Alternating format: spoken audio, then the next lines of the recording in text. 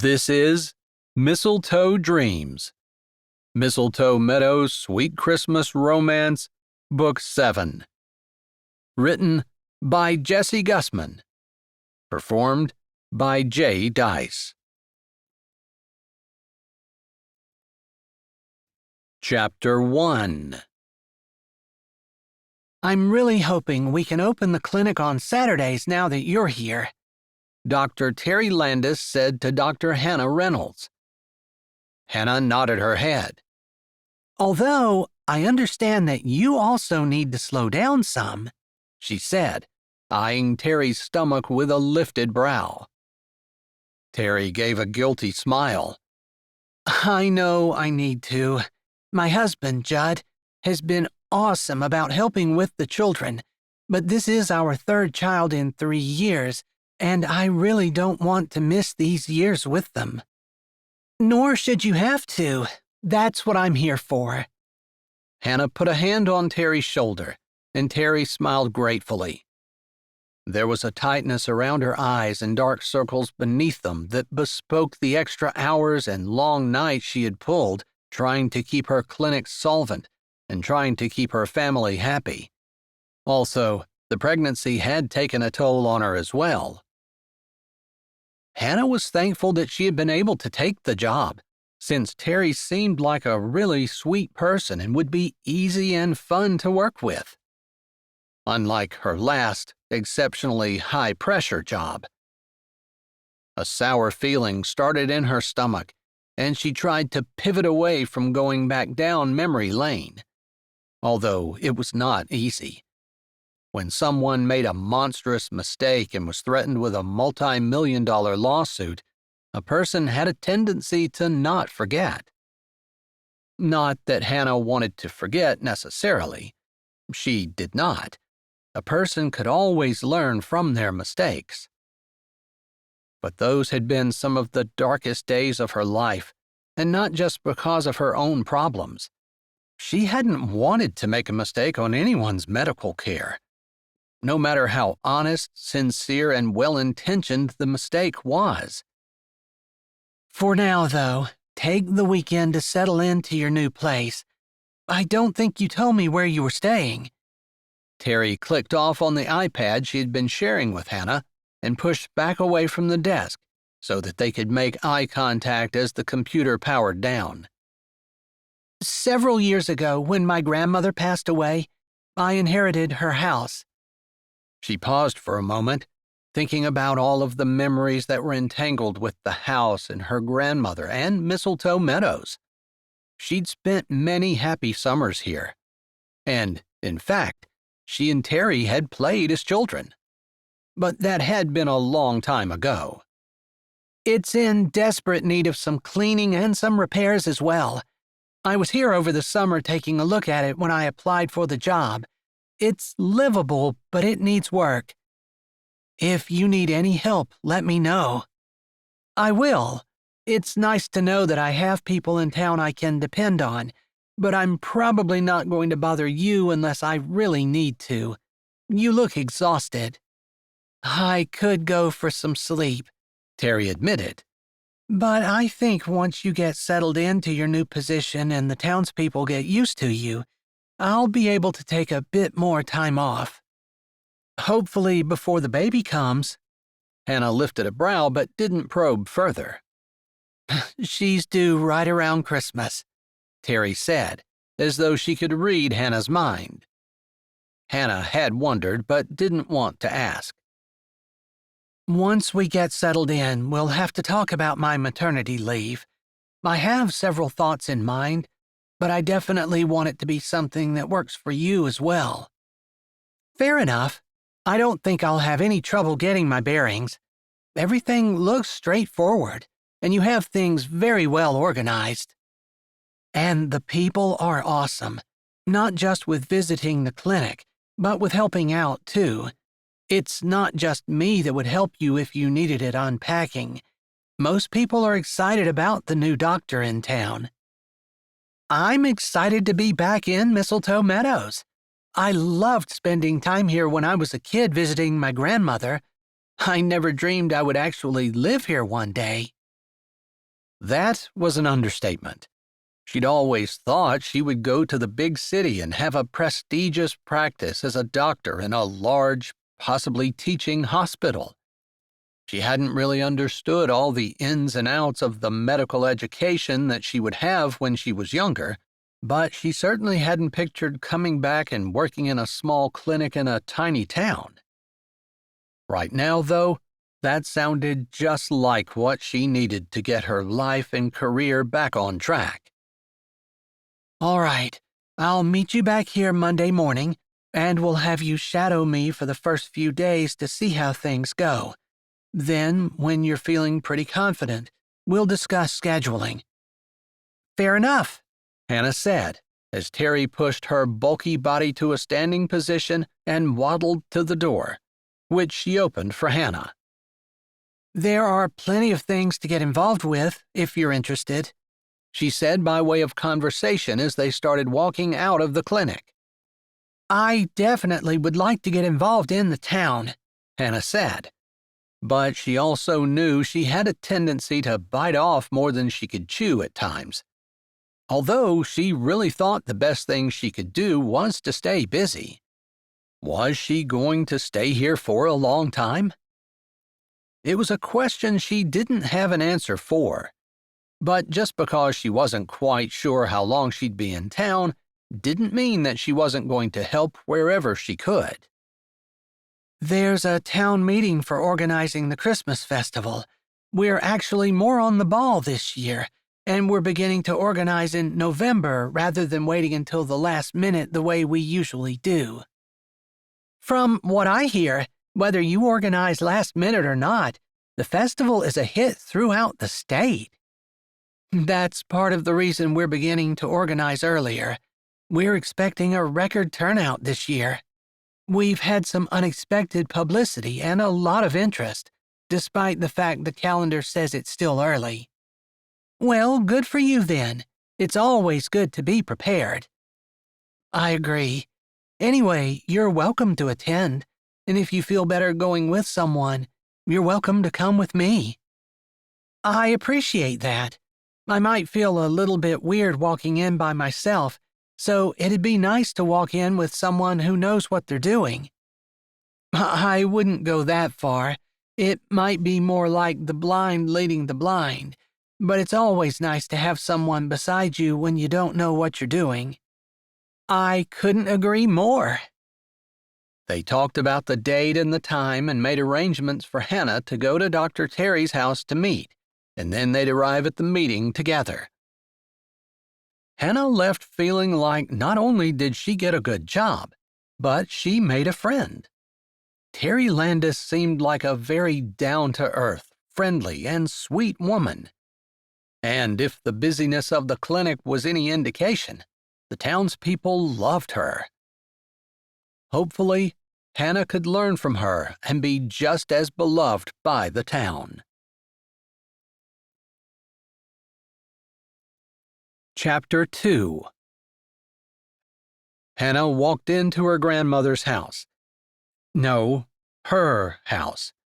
It was hard to think of it as anything but her Gram's. She breathed deeply of the air that still seemed to be dusted with cinnamon, although there was definitely a musty smell as well. She'd just arrived that morning, unloaded a few things from her car, and went straight to the clinic. Now, looking around, it was obvious she had a lot of work to do. The U-Haul with most of her things would be arriving the next day, although she had no furniture. The antiques her grandmother had used were still scattered around the house and had conveyed when she had inherited the structure. She smiled at the worn, old-fashioned couch where her grandmother had sat with books on her lap, a cup of tea steaming on the coffee table, while they spent Saturday afternoons reading together. Although the kitchen was where most of her memories had been made, the Formica countertops, the old-fashioned linoleum floor, and the cupboards that looked like they had been made out of plywood during the Second World War were gently worn and serviceable, but would never win any fashion awards. It could definitely use a remodel, but Hannah wasn't sure if she was interested in that. After all, the things as they were held a lot of memories and made her happy. What did she care whether it looked modern or not, as long as it was functional? A little scratching sound alerted her to the fact that she might not be living in the house by herself. Her skin crawled a bit as she thought about what a person needed to do in order to get rid of a rodent population. Suddenly, the idea of sleeping upstairs held less appeal. She pushed her shoulders back. Most likely, those were descendants of the same mice that lived there when her grandmother was alive. Not that she held any fondness for the family line. Still, it reminded her she needed to finish doing the laundry so she had clean sheets to sleep in.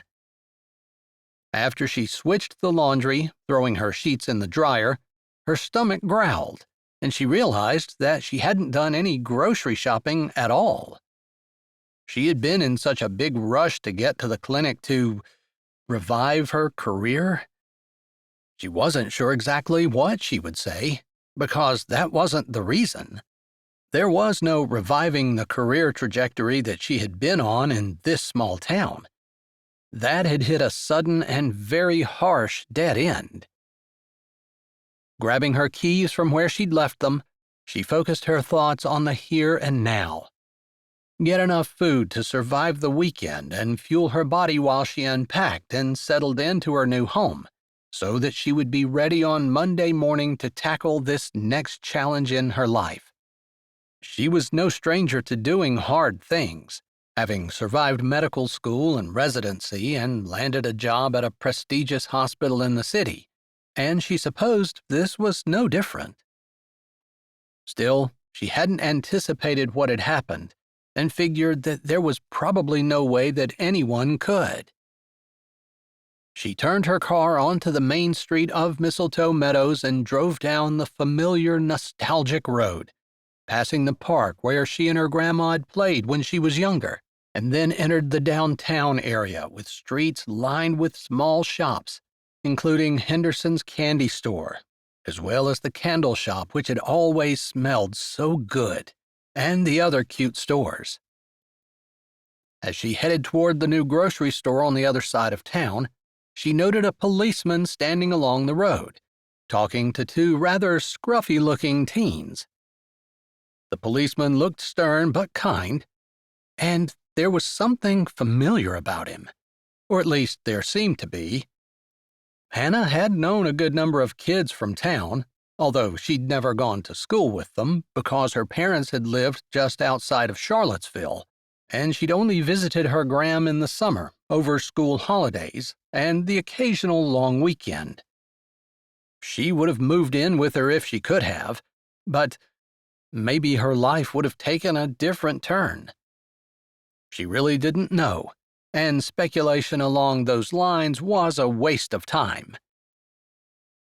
The warm glow from Henderson's candy shop made her smile, and her heart warmed as she watched a lady wearing a hairnet seem to teach a young girl how to pull candy as they smiled and laughed together. A man, handsome and wearing an apron, lifted a brow at their antics, watching as he dumped something into a mixer, and the whole family just seemed so cozy and happy and represented everything that was missing in Hannah's life. Deliberately, she'd made deliberate choices, knowing that she was going to miss out on some things because she wanted other things. Unfortunately, those other things had been yanked away from her, and she was left with nothing. Should she have made different decisions? She drove by the church, noting the well-used parking lot and a couple of teenagers shooting hoops in the deepening twilight. Eventually, she made it to the grocery store and pulled into the parking lot, which was almost deserted. She had forgotten that things closed down early in small towns. Hopefully, she'd be able to grab at least enough groceries for her to be able to feed herself tonight before the place shut down entirely. Making a mental note to do her shopping earlier in the day, she got out and began walking toward the store. You must be new in town. An older lady spoke, startling Hannah out of her thoughts. I am. I start my job at the clinic on Monday morning. Then you must be Hannah Reynolds. I remember you visiting your grandmother as a child. My daughter, Terry Landis, is the doctor at the clinic. Oh my goodness, it's a small world. I just got done talking to Terry a few minutes ago, and I got all the way home before I realized I should have made a stop at the grocery store. I'm eating at my daughter-in-law's house, or I would invite you over for supper. The woman stopped for a moment and then laughed. I didn't introduce myself. I'm Marjorie McBride. I remember you. Your children are about the same age as I am, and yeah, I played with Terry when I was here over the summers. I'm so glad you're back, Marjorie said warmly, and Hannah had no doubt that she meant it. She felt like the woman truly remembered and was happy to see her, even if she did look tired and worn, and perhaps was also in a bit of pain to Hannah's medically trained eye. You know, you could come anyway. There's always room at our table for one more. Oh, I couldn't impose like that. Maybe if it had been Marjorie's house and not her daughter-in-law's, Hannah would have said yes. After all, she didn't relish going back to the house and eating by herself. She had never been much of an introvert.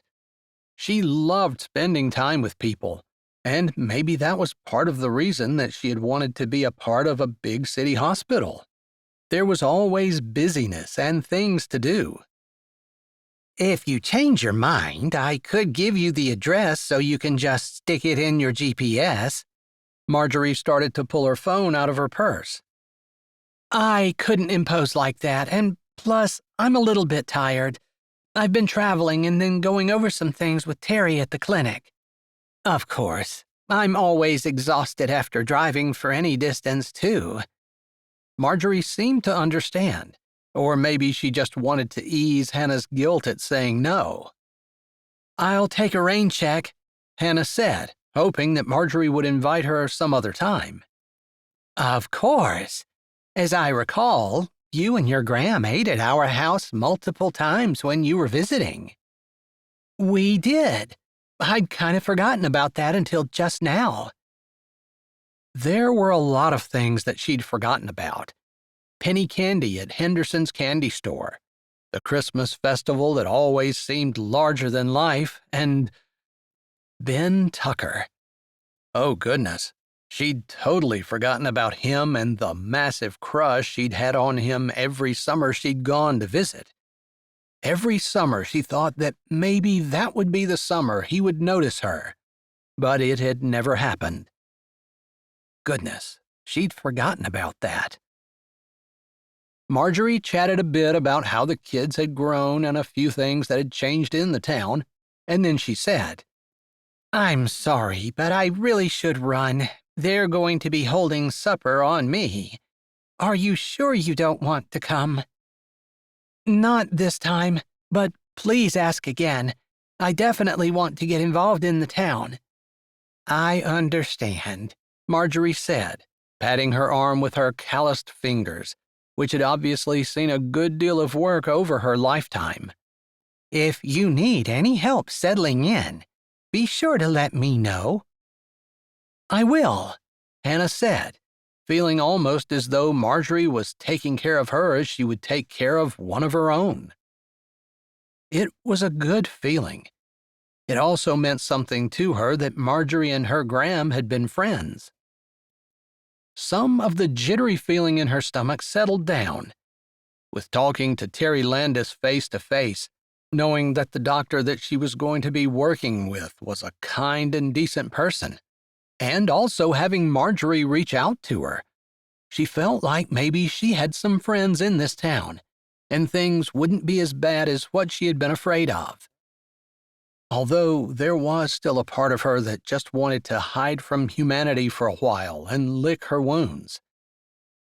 Knowing that was not possible, she finished her grocery shopping, stuck the bags in her car, and headed back to her grandmother's house. No, she headed home. Chapter 3. I don't see why I have to get up at the butt crack of dawn, Mason muttered, throwing a disrespectful glance in Ben's direction. Ben, off duty from his small-town sheriff position, pressed his lips together and tried to keep the anger from erupting inside of him. You can't lay in bed all day. It's 1 o'clock in the afternoon. I'm not asking for anything outrageously weird to have you up before noon. On a Saturday, there's no school. What do I have to be up for? Why would you feel the need to sleep the day away? You went to bed at a decent time last night. At least Ben thought he had, but Ben had to admit he hadn't checked on his 15-year-old son before he had gone to bed at midnight. And even at his age, 35, which wasn't exceptionally old, although he didn't have the energy of youth, he had felt well rested by 8 o'clock in the morning. Why did his son go to bed earlier and sleep later?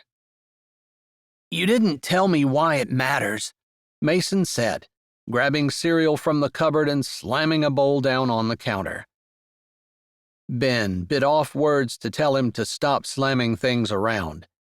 He was already giving him a hard time for not getting up, and he'd mentioned that he needed to keep his room slightly neater.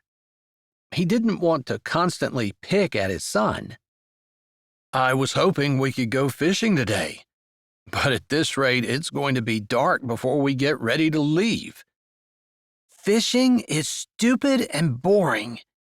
Mason spat his words, irritated and condescending, like Ben had suggested they go to McDonald's and play at the play place. He didn't know how to reach his son. Hadn't for a while. He bit his tongue again as Mason slopped wet cereal onto the counter as he dumped milk into his bowl.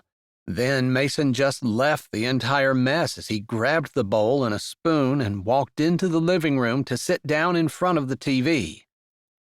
He had already used the remote to turn the thing on before Ben found his tongue. We eat breakfast at the table, he said, feeling like all he'd done that entire morning was nag his son about all the things he was doing wrong. And, at the same time, he felt like he'd let 100 things slide that should have been corrected. Where did he start? He wanted to have a relationship with his son, and he knew that wasn't going to be possible if all he did was complain about his behavior. Still, his behavior had been abhorrent, and there hadn't really been anything to praise. Are you serious? Why'd you wait until I sat down before you told me that? What's wrong with watching TV? It's better than just sitting down at the table across from you and feeling your condescension drip from every pore. Mason made no move to either come back into the kitchen from the living room nor to turn off the TV set. In fact, Ben could have been wrong, but he was pretty sure Mason turned the TV up louder. Some kind of weird music Ben didn't recognize thumped and pounded its way into his brain, making the headache that had been skirting around the edges of his temples start paining him in earnest. He had moved in with his mother, who was at a ladies' aid meeting, and she would be upset at the mess in her house. Not for the first time, he had to stop all the nasty thoughts that wanted to march through his mind over the way his ex-wife had acted. Not only had she cheated on him, but when she divorced him, she'd demanded custody. He hadn't wanted to fight, but he'd also argued that Mason needed to be removed from the bad influences that he had fallen in with when he'd turned 12. His wife hadn't listened, and she'd insisted that not only did she get custody, but Ben had to stay in the same town and couldn't move away. Thankfully, he'd been able to show the judge what a terrible idea that was, but not until Mason had turned 14 and chosen to live with his mother. He'd gone from bad to worse until Peyton, his ex, had said that she couldn't handle him anymore. He was disrupting life with her live-in boyfriend, and they were expecting a child together, planning a wedding. She couldn't have an unruly teen who was in with the wrong crowd of people hanging out at her house. Of course, she blamed all of the kids' problems on Ben, saying that he hadn't spent enough time with his son since the divorce. Funny, because he would have lived in the same house with his son if Peyton hadn't felt the need to cheat on him and then leave him and divorce him. Ben failed to see how that was all his fault, but it didn't really make any difference. Mason had gotten caught in the crosshairs, and he was the one who had really suffered. Not that Ben hadn't suffered, because he had. Having a person's wife cheat on a man did something to his psyche that Ben almost thought was irreparable. But as broken as he felt inside, he had to try to be the adult for his son. He walked into the living room, grabbed the remote, and switched the TV off. Standing between the TV set and his son, he waited until his son looked out from underneath his brows, his mouth full of cereal, before he spoke. "Go to the kitchen table." He didn't raise his voice, but he used the tone that he would have used had he been on duty and needed someone he'd stopped for speeding to get out of their car. He wasn't asking, he was telling. For a heartbeat and a half, he was afraid Mason wasn't going to listen. Honestly, he wasn't sure what he was going to do if Mason decided to defy him. At 15, Mason was almost as tall as he was, although Ben was heavier and definitely stronger still. Still, he didn't want to have to use brute force in order to get his son to listen. But he might have to use some tough love, and he wasn't sure exactly what all that entailed to get his son back on the straight and narrow. Or at least headed in the direction of the straight and narrow, because from the road that Mason was on right now, the straight and narrow wasn't even visible. After giving him a scowl, Mason yanked his bowl, spilling more milk and cereal, and stomped into the kitchen before slapping himself down on the chair and practically throwing his bowl on the table. Milk and cereal slopped out everywhere. For the time being, Ben ignored the mess his son had made in 3 different spots so far in the last 5 minutes. "This is how you pour your cereal without spilling it," Ben said calmly, as he took the same cereal that his son had left open on the counter and poured it into his own bowl. "And if you don't fill it up too full, then it doesn't spill out." "Like I care," Mason muttered. "You should care, because now you have a mess to clean up in 3 different spots in my house, and if you had been more careful in how you handled your bowl and how you filled it up in the first place, you wouldn't have to waste your time on that, and you could get right to the other chores on your list." "Chores? I have chores?" Mason asked, like the idea was preposterous. He huffed out a breath. "I should have known you just wanted a slave." All right, Ben had to admit that he had to bite back a grin. A slave? "If I were going to get a slave, they would be a lot more docile, and they wouldn't go around making messes that then I had to take the energy to try to get them to clean up." "Then why don't you just clean them up yourself? That would save you some time and energy, old man." "My theoretical slave would also be slightly more respectful. They would not draw attention to my advanced years, but instead would regard my wisdom with awe and respect." For the first time that morning, the scowl left Mason's face as he seemed to be trying to figure out what exactly Ben was saying. He could almost see the wheels turning in his son's head, trying to figure out how to turn it so that it was somehow insulting him so that he could get offended over it and have some kind of flippant, arrogant, disrespectful comment. It seemed to be too much for his adolescent brain, because he looked back down at his cereal bowl and stuffed another spoonful into his mouth. I guess that settles that, Ben said, not because he had to, but because the silence felt oppressive. I did make a list for you, and I do want you to work while you're here. A house needs regular maintenance, and the people who live in it share the burden. I knew it. A slave. That's why I'm here. Shall I call you master? Mason shoved another spoonful of cereal into his mouth. Ben was kind of surprised at his lack of animosity towards his son. He definitely needed a good takedown, and he needed to have respect for his father, but this did not seem to be the time. Not when Ben was trying to develop a relationship with him. And on top of all of that, Ben knew that Mason knew that what he was doing was wrong. It was true that Ben had worked while Mason was growing up, but Mason had been a well-behaved and well-mannered young man until the divorce. Most likely, his attitude was due to that, and also to the fact that he had fallen in with the wrong group of people. Hopefully, this move to Mistletoe Meadows would change all of that. Plus, Ben had enjoyed the time that he and his son had spent together, and he had a lot of good memories of the things that they had done. Sure, the divorce had marred some of those, and the fight that he and Peyton had over custody, with Peyton eventually winning, had marred them as well. Ben didn't know how to solve the divorce crisis. He didn't know how to make his wife want to keep her vows and to stay with the man that she'd married. Had he been such a terrible husband? Had she really needed to leave? Had she really needed to break up their family?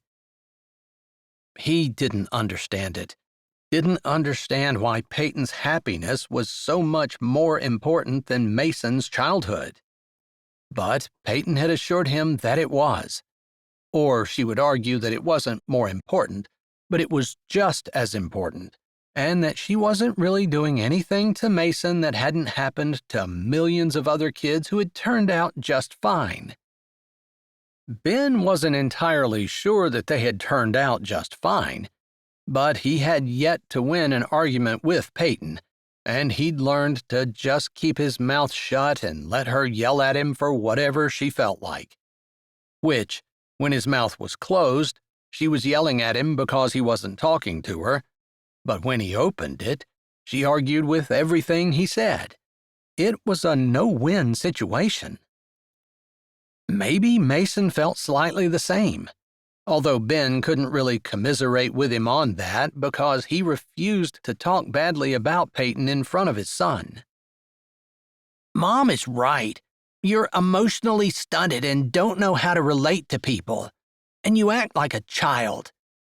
Mason shoved back away from the table, set his bowl in the sink with a clatter, and started to walk out of the kitchen. Ben supposed it shouldn't surprise him that his ex-wife had spoken badly about him and said those things. "Come back here, Mason. I have your list." Mason slowed, and Ben held his breath until he stopped, turned slowly, and walked slowly back. "Yes, master," Mason said sarcastically. Ben pulled out his phone where he had written down the things that he wanted Mason to do, copied and pasted it in a message, and clicked send. "I just sent it to you. I don't want you to do anything else until those things are done.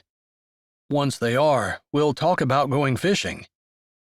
"Maybe I don't want to," Mason said, but he didn't sound quite as belligerent as he had. Ben guessed Mason was probably desperate for love and attention, and probably did feel like Ben had dropped the ball by letting Peyton take him. Or maybe Mason was upset that his mother had basically said that she didn't want him. It was a complicated situation, and Ben supposed Peyton was right in a way. He didn't relate to people very well. That was why he went into law enforcement instead of some kind of teaching or counseling career. "I'll be the first person to admit that I'm not perfect," he said, his voice low-pitched and devoid of anger. "You can say that again," Mason said. "I'm so glad I have a perfect son to use as my example so someday I can attain perfection just like him." Maybe Ben shouldn't be using sarcasm, but he couldn't help himself. Mason rolled his eyes. "How am I supposed to clean the gutters?" "Do you see beside that line where it says I'm going to do that with you?" Mason sighed, a drawn-out, imposed-upon sound that made it clear that having to work with Ben was akin to being on a chain gang. "Do I really have to work with you? It's going to take all day. You're slow and old." "I think we've established the fact that I'm old, and I might be slow, but we'll get the job done right so we only have to do it once." "Whatever," Mason muttered. "I'm going to my room. You can call me when you're ready." "No, you can go out to the garage and get the ladder. I'll meet you out there as soon as I'm done eating. But before you do that, you can wipe up the messes that you've made on the kitchen counter, here on the table, and also on the coffee table." Mason glared at him, but he went reluctantly to the sink, grabbed a wet rag, and cleaned up the messes. Ben sighed inside. It was going to be a long day. Chapter 4. Monday morning, Hannah left her grandma's house in plenty of time to get to work at the clinic. It was her first day, and she didn't want to be late. But she had spent the entire weekend unloading and arranging her things, and also wanted to get to know the town a little. So, seeing she had an entire hour before she needed to be at the clinic, went into the town, parked, and strolled down Main Street. It was quiet since it was early in the morning, but there was still a man in the window at the candy cane shop and another man making candles at the candle shop. She wanted to stop and watch, but decided if she walked the whole way through town and had enough time, she might stop for a few minutes on the way back. As she approached the town square, admiring the beauty and how neatly it was laid out, she noticed something weird on the gazebo in the middle of it. As she drew closer, she realized that graffiti must have been painted on the structure overnight, or sometime over the weekend, since it hadn't been there when she had admired it while making a grocery run on Friday. The words were vile, and she cringed. Who would deface such a beautiful thing with such awful profanity? She didn't really understand the mentality of people who enjoyed destroying things. She was a builder. She gravitated toward the good and the wholesome, a healer. Deliberately defacing and destroying things was a mindset she didn't comprehend. "Do you know anything about this?" a deep voice said from behind her, causing her to startle and turn, her hand going to her throat. "No, other than it wasn't like this on Friday when I came through town." Her eyes narrowed. The man in the uniform looked familiar. Could it be? Ben? Ben Tucker?" She couldn't keep the words from coming out of her mouth. His eyes widened, and for just a fraction of a second, his sheriff-on-duty mask slipped from his face as his eyes swept over her as though trying to figure out who she was. "I'm sorry, I don't recognize you." Her stomach dropped. Of course he didn't. She was the one who had a crush on him every summer she'd visited her grandma back years ago. He hadn't known she was alive then, and from the dismissive way he was looking at her, he didn't really care that she was alive now. Shoving all of those feelings aside, she forced a friendly but reserved smile onto her face. "I'm Hannah Reynolds. I knew you when I visited Mistletoe Meadows in the summers back when we were children and recognized you from then." There was no emotion on his face as he jerked his head, acknowledging her words but not showing in any way that her name was familiar to him or that he remembered her from their childhood. "So you didn't have anything to do with this?" He nodded at the defaced gazebo. Her eyes widened. He wasn't suspecting her of doing anything wrong, was he? Of course, he'd found her standing here looking at it. "No, of course not. You're certainly welcome to search my car or my person or my house.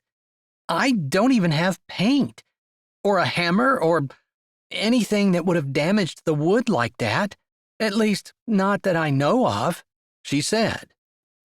She must have sounded sufficiently knowledgeable because he grunted, wrote something down in the notebook he carried, and then turned back toward the gazebo. "I just got the call not that long ago, and the person seemed to indicate that it probably happened overnight. Do you have an alibi?" Did she have an alibi? "I'm sorry, I live alone. But I guess if you need to ask me more questions, I'll be at the clinic today." She couldn't help it. Her words were frosty. Just because she was standing here looking at it didn't mean that she was involved in it in any way. Surely she didn't look like a criminal, did she? Of course, probably he wasn't allowed to go by how someone actually looked. "I'll take your name and number. If I have any more questions for you, I'll be in touch." So he wasn't even going to let her escape with just a mention of her location. Grinding her teeth and trying not to be unkind, she gave him her name and her number. There was no reason for her not to do it. "I'll be mentioning that you were found on site when the officer arrived to investigate the crime." "I just happened to be walking through. I had nothing to do with it." Now he was annoying her. Was this the way investigations usually went? Anyone who was found in the area was automatically a suspect? "Surely you have better skills than this. You don't need to go around accusing innocent people of heinous crimes just because they happen to be within 10 feet of the structure when you arrive." "You need to be respectful toward the police officer on scene," Ben murmured, but his tone was dismissive as he wrote in his notebook. "Are you done with me?" she asked, wishing that she hadn't taken a walk through town to begin with, and annoyed with herself for recognizing him when he obviously didn't even know her. She was so pathetic. She supposed she could have introduced herself as Dr. Hannah Reynolds, but she didn't like to do that. It felt a little bit like bragging and also like she was trying to use her earned title to command respect. She firmly believed that if she were to be respected and admired, it would be on the merits of what she had done, not because of a title she had. Regardless, she had to put this behind her. She had a community who needed her and a new job that awaited, and she couldn't allow her irritation over an arrogant and incompetent policeman to derail her from the calling that she had, which was to help patients and heal them with God's help. Because of the extra time she spent at the gazebo, she did not stop to watch the candles being made, but instead drove straight to the clinic after she got to her car. Unsurprisingly, Terry was already there. "You're early," Terry said, looking up from an iPad with a smile. "It wouldn't do to be late on my first day. Plus, I'd be lying if I said I wasn't eager to start." And nervous. The last time she'd practiced medicine, she'd made a horrendous mistake. It had not cost anyone their life, and the stakes were not as high at the clinic as they were at the hospital. That didn't mean that she didn't have that in the back of her head, and that it didn't make her feel insecure and like maybe she didn't have what it took to be a doctor. Not that her medical degree hadn't been fully and completely earned, because it had. Are you ready? Terry asked, pushing herself up from where she had been sitting. Absolutely. All right then, I'll go over today's patients with you. We also take walk-ins as our schedule allows, and so this schedule might not be everyone we see. But at least I can give you a little bit of background for these folks. I'm sure as you're here longer, you'll get to know folks on your own. I appreciate all the help I can get. Hannah was sincere about that.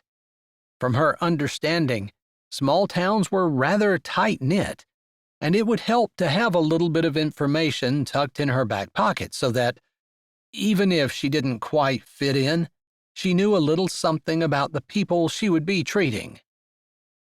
Our first patient will be Mr. Jones. He's owned a farm in the area for more than 50 years. He bought it from his parents, who also bought it from their parents. In other words, his family farm has been in the area for generations. Exactly. He's a little crusty, but he's got a good heart. Still, he's not going to do any kind of newfangled medicine, so I've been trying to do a holistic approach, while noting that he declines any kind of medication I suggest. I see. So that's the way you handle things. She knew that if there were any kind of lawsuits, meticulous notes needed to be taken that proper care had been offered and suggested, and then declined by the patient. Yes, I have not told anyone that they cannot continue to come if they don't abide by what the medical standards suggest. I just can't do that, even though my insurance company has threatened to drop me over and over. I see. Hannah shivered a bit. The idea of not having insurance was scary. Lawsuits could, and often did, run into the millions of dollars. They needed to be covered.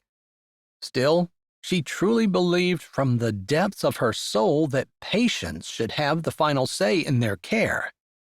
Doctors were not infallible, and they certainly were not God. They could give recommendations, but she'd seen doctors give ultimatums and unceremoniously and rather rudely kick patients out of their practice for not doing exactly what they were told. She just didn't feel that was the right way to handle it either. The second patient will be my mother. She has an issue that no one in the family knows about. Terry looked up, and Hannah met her eyes. They both knew that as doctors, all medical information had to be kept confidential. But Terry was telling her that what would normally be casual conversation could not be. She has leukemia, and she has decided not to go with traditional treatment. Oh. Hannah didn't know what else to say. Leukemia was usually very easily treated in most cases. But with Marjorie choosing not to do treatment, she was setting herself up for a slow and possibly very painful death. How long has she refused treatment? She was diagnosed about 9 months ago, I believe. At first, she didn't want to do any treatment at all, but I started researching natural treatment options, and I'm kind of doing that on the side. She seemed a little sheepish about it, and Hannah understood why. Medical doctors did not practice alternative medicine. It could void their license, cause their insurance to cancel, and get them into a world of trouble. Because she's your mother? Yes, I know she's not going to sue me, and she's not going to say anything either. But she does come here for blood tests and other things, and you're going to know about it. I see. That was a hard one, but she understood. No one would want to see their mother at least not try to fight the cancer. Are the methods working? I suppose. She's not gotten worse. But her recovery has been slow, if you can call it that. She's also very tired constantly, and I'm just not sure if it's going to work or not. Hannah nodded, and Terry seemed to gather herself. You might end up talking to her because I have Brenda Bryant scheduled at the same time, and she's already told me that she won't see anyone but me. I wouldn't mind if you have time to pop into the room to say hi. I suppose that will be the best way to ease you into these patients who refuse to broaden their horizons and see a different provider. All right, I'll make a note of doing that, and I can definitely see your mom. I met her on the street when I was going grocery shopping, and she's just as wonderful as I remember her. The idea that she had cancer was devastating, but it made sense because she had noticed that the woman seemed tired and worn. Yes, I tried to explain to Mom that she needed to take the treatments for the cancer because the town needed her, not just because I selfishly wanted her.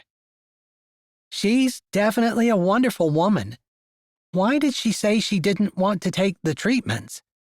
Hannah asked this, even though she knew she could look at the chart and the information was most likely there. I think she was afraid, honestly. But she also said she was ready to die, and if God wanted to take her, he could. So she doesn't believe in traditional medicine? She thought that was odd, considering that Marjorie had a daughter who was a doctor. I don't think that's it necessarily, although she definitely puts more faith and trust in God than she does in medicine. Terry gave a self-effacing smile, as though she knew it was odd considering that she was a doctor. I do too. At least, I say I do. Although, I don't know if I had cancer that I would just calmly say I'll trust God to do whatever he wants. That's a crazy amount of trust and faith, because she could die. She knew that Terry knew that, but sometimes saying the words out loud just made them more real. I know, right? But even if she did the traditional medicine, she could still die. Or, as she said to me, she could be hit by a car walking down the street. God could take her whenever he wants to, and somehow she's not really afraid.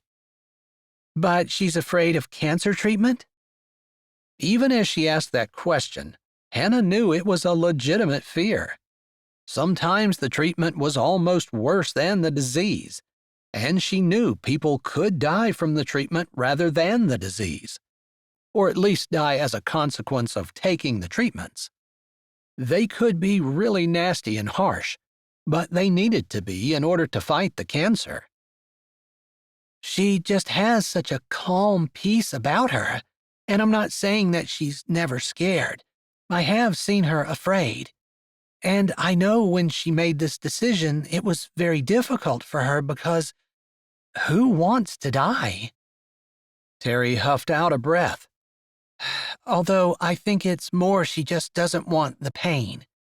And I promised her, as much as I was able, that if she chose to go the natural way, I would make sure that she did not end up in pain because of it. That's a pretty tall order. I know. She might not be conscious, but she won't feel pain. Not if I can help it. It was easy to see that Terry was resolved about this, and Hannah appreciated the fact that as much as she could, she was going to allow her mother to make her own decisions about her treatment and the way she was going to die.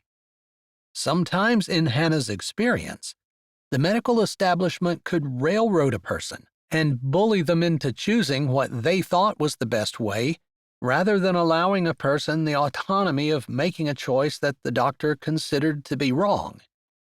It was something she'd turned a blind eye to so far in her career, but Terry brought it out front and center and forced her to think about it.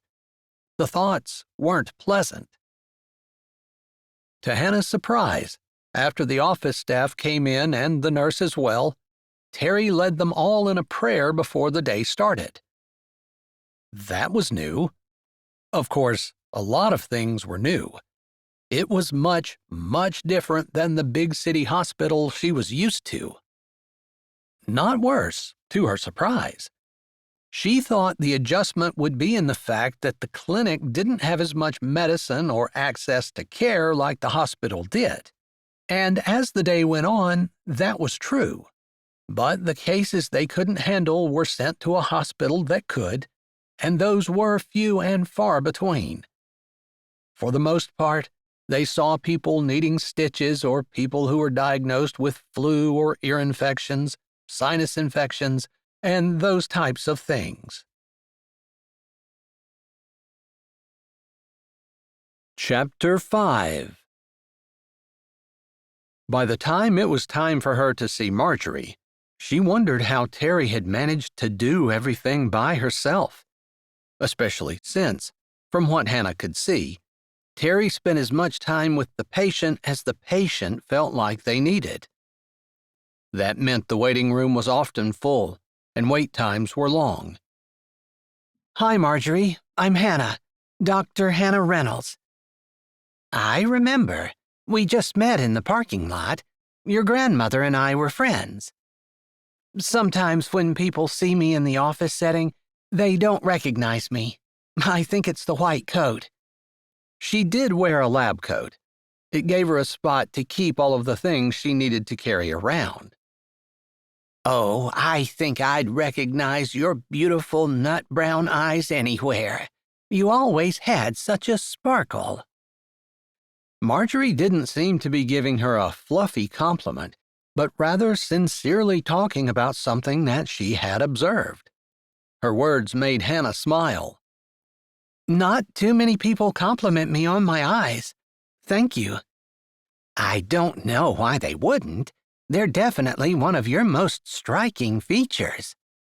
You seem to know just what to say, Hannah said, thinking about how being around Marjorie made her feel at ease.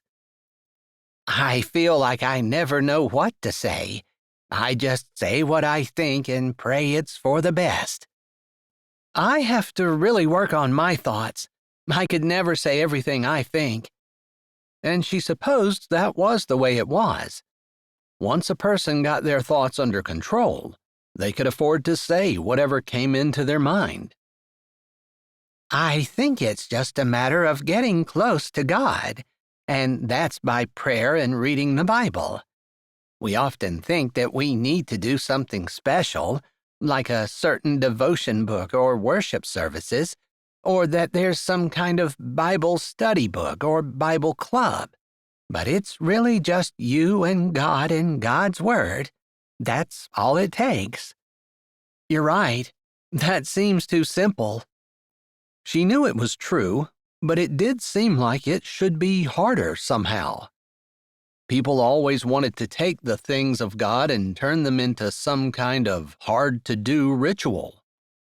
When, in reality, salvation was simple. Just repentance and then belief in Christ. So easy, and yet humans wanted to make it into a works-based thing that gave them something to strive for. I think sometimes we feel like it should be hard because it's so big. After all, we're reconciled with God and saved from eternity in hell. It feels like we should be doing something big to achieve that. Exactly. We think we should go around working as hard as we can, doing good works and saying so many prayers or something. But that's not the way it works at all. And if we just take a few minutes to read the Bible, we'd understand that. It makes us feel better. She paused. But there are people who go the other way, too. Use belief in Christ as a get-out-of-hell-free card, and then don't think about the fact that God commands us to be holy because He's holy, and that as Christians, we're held to a higher standard, an impossible standard, because we're supposed to be like Jesus. Yes, it's confusing, I suppose, where we get the idea that we have to work our way into heaven, when nothing could be further from the truth. But because we're going to heaven and because we love God, we want to please Him with our lives. And in fact, The Bible says that our lives are a reasonable sacrifice, so we give that to God." "And isn't that hard to do?" Hannah said, thinking about how hard it was for her to give up her life. She had plans and dreams and things she wanted to accomplish, and then she hadn't been given a choice about what she was going to do. "You've had trouble with that?" Marjorie asked gently. "I suppose so. I supposed what happened that brought me here made me feel like everything I had worked for was going up in smoke. But at the end of the day, God knew, and God had to have orchestrated it, or at least allowed it." "Exactly. I feel that way about my cancer. God allowed it. I'm not sure why, and I'm not sure if it's for me or someone else." "Is that why you're not taking treatments?" "I suppose I would take treatments if I really felt like God wanted me to, but I just didn't have a peace about it. And I was also scared to death to do it, too." She laughed a little. "So, do you think that's why you didn't feel a peace about it?" Hannah had never been quite sure how she could tell whether it was God's will or her own desires, her own fear talking. "I told God I would do whatever He wanted me to, and I just felt like the decisions that I made were the right ones. I suppose when I get to heaven, I'll know for sure. But sometimes I also think that God's fine with any decision that we make, you know? That He'll work it out for good, and as long as the decision isn't a moral one, like if I had to steal medicine in order to take the treatment, I would know that that was not the right decision to make, you know?" Hannah laughed. "I know. That makes sense. Since it was just a matter of taking treatment, which was morally okay, or not taking treatment, which was also morally okay, I felt like there might not have been a specific way I had to decide, you know?" "That makes sense." And it really did, that there were some decisions that either way would be fine. Whether that was true or not, whether it worked or not, Hannah couldn't say for sure. But she couldn't think of anything in the Bible that said that was wrong. Although she definitely thought it was always wise to ask for God's guidance and to do what a person thought the Lord wanted them to. She had to admit that had not been the way she had lived her life. She hadn't prayed at all about what job to take. She'd taken the one that would be the most prestigious. After all, wasn't that why she became a doctor? She questioned that, though, because she definitely could have a ministry here, looking at Marjorie, who had no medical degree, of course, but served the town in a way that would be irreplaceable. That's what she wanted to do, be needed and be a blessing wherever she was. She and Marjorie talked some more and went over the treatment Terry had given her, although Marjorie was just in to have some blood drawn and tested. She was on her way shortly, and as Hannah went to the nursing station to check on her notes, Cassie, the receptionist, asked her if she would be able to squeeze in some stitches. "Of course." It had been a while since she'd done stitches, but she certainly knew how. "All right. I already have them in exam room 2. Michelle, the nurse, has already done the preliminaries, and we're just waiting for either you or Terry to stitch him up." "All right. Are the sutures in there?" she asked, confirming with Cassie where everything was, since this was her first time doing stitches at the clinic. Once she was confident she would have everything she needed, she walked back down the hall to exam room 2 and went in the back door. She almost turned around and walked back out. Ben stood inside, with what looked like a deputy. The deputy had bloody gauze pressed to his hand. "Good afternoon, gentlemen," she said, getting a hold of herself. She could be professional. She was a professional. "Hey, Doc," the deputy said. She glanced at the chart. His name was Gordon. "It looks like you stuck your hand somewhere you shouldn't have, Gordon," Hannah said, making conversation and noticing that Ben said nothing. "Just doing what the boss told me to," Gordon said, glancing at Ben. Ben raised his brows. "I did not tell you to touch that glass." "No, but you did tell me to look behind the board that was there to see if there was any graffiti sprayed on the back of the gazebo. How was I to know there was broken glass back there?"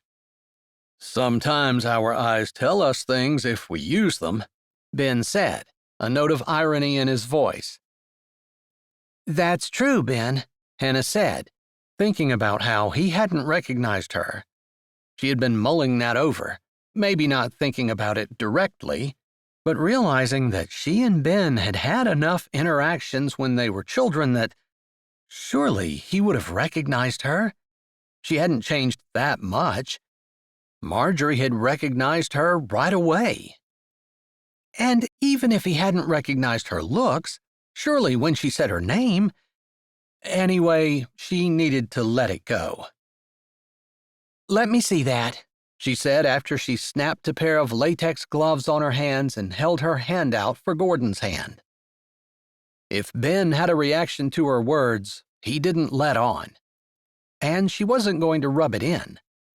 So he didn't recognize her. That was fine. Didn't remember her either. That was fine as well. "Were you looking at the graffiti on the gazebo?" she asked casually as her eyes roved over the cut, figuring out exactly how she was going to stitch it. It seemed pretty straightforward, but it definitely was deep enough and big enough that it needed stitches.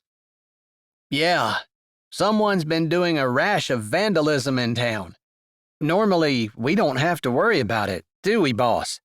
Gordon said, glancing at Ben.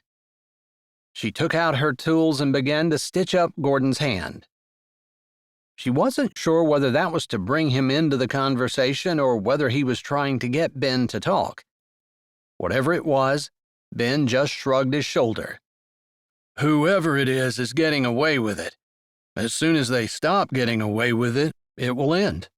Once people see that we punish vandals, the vandalism will end. It's just a matter of catching them." His eyes narrowed at Hannah, as though he were still considering her a suspect.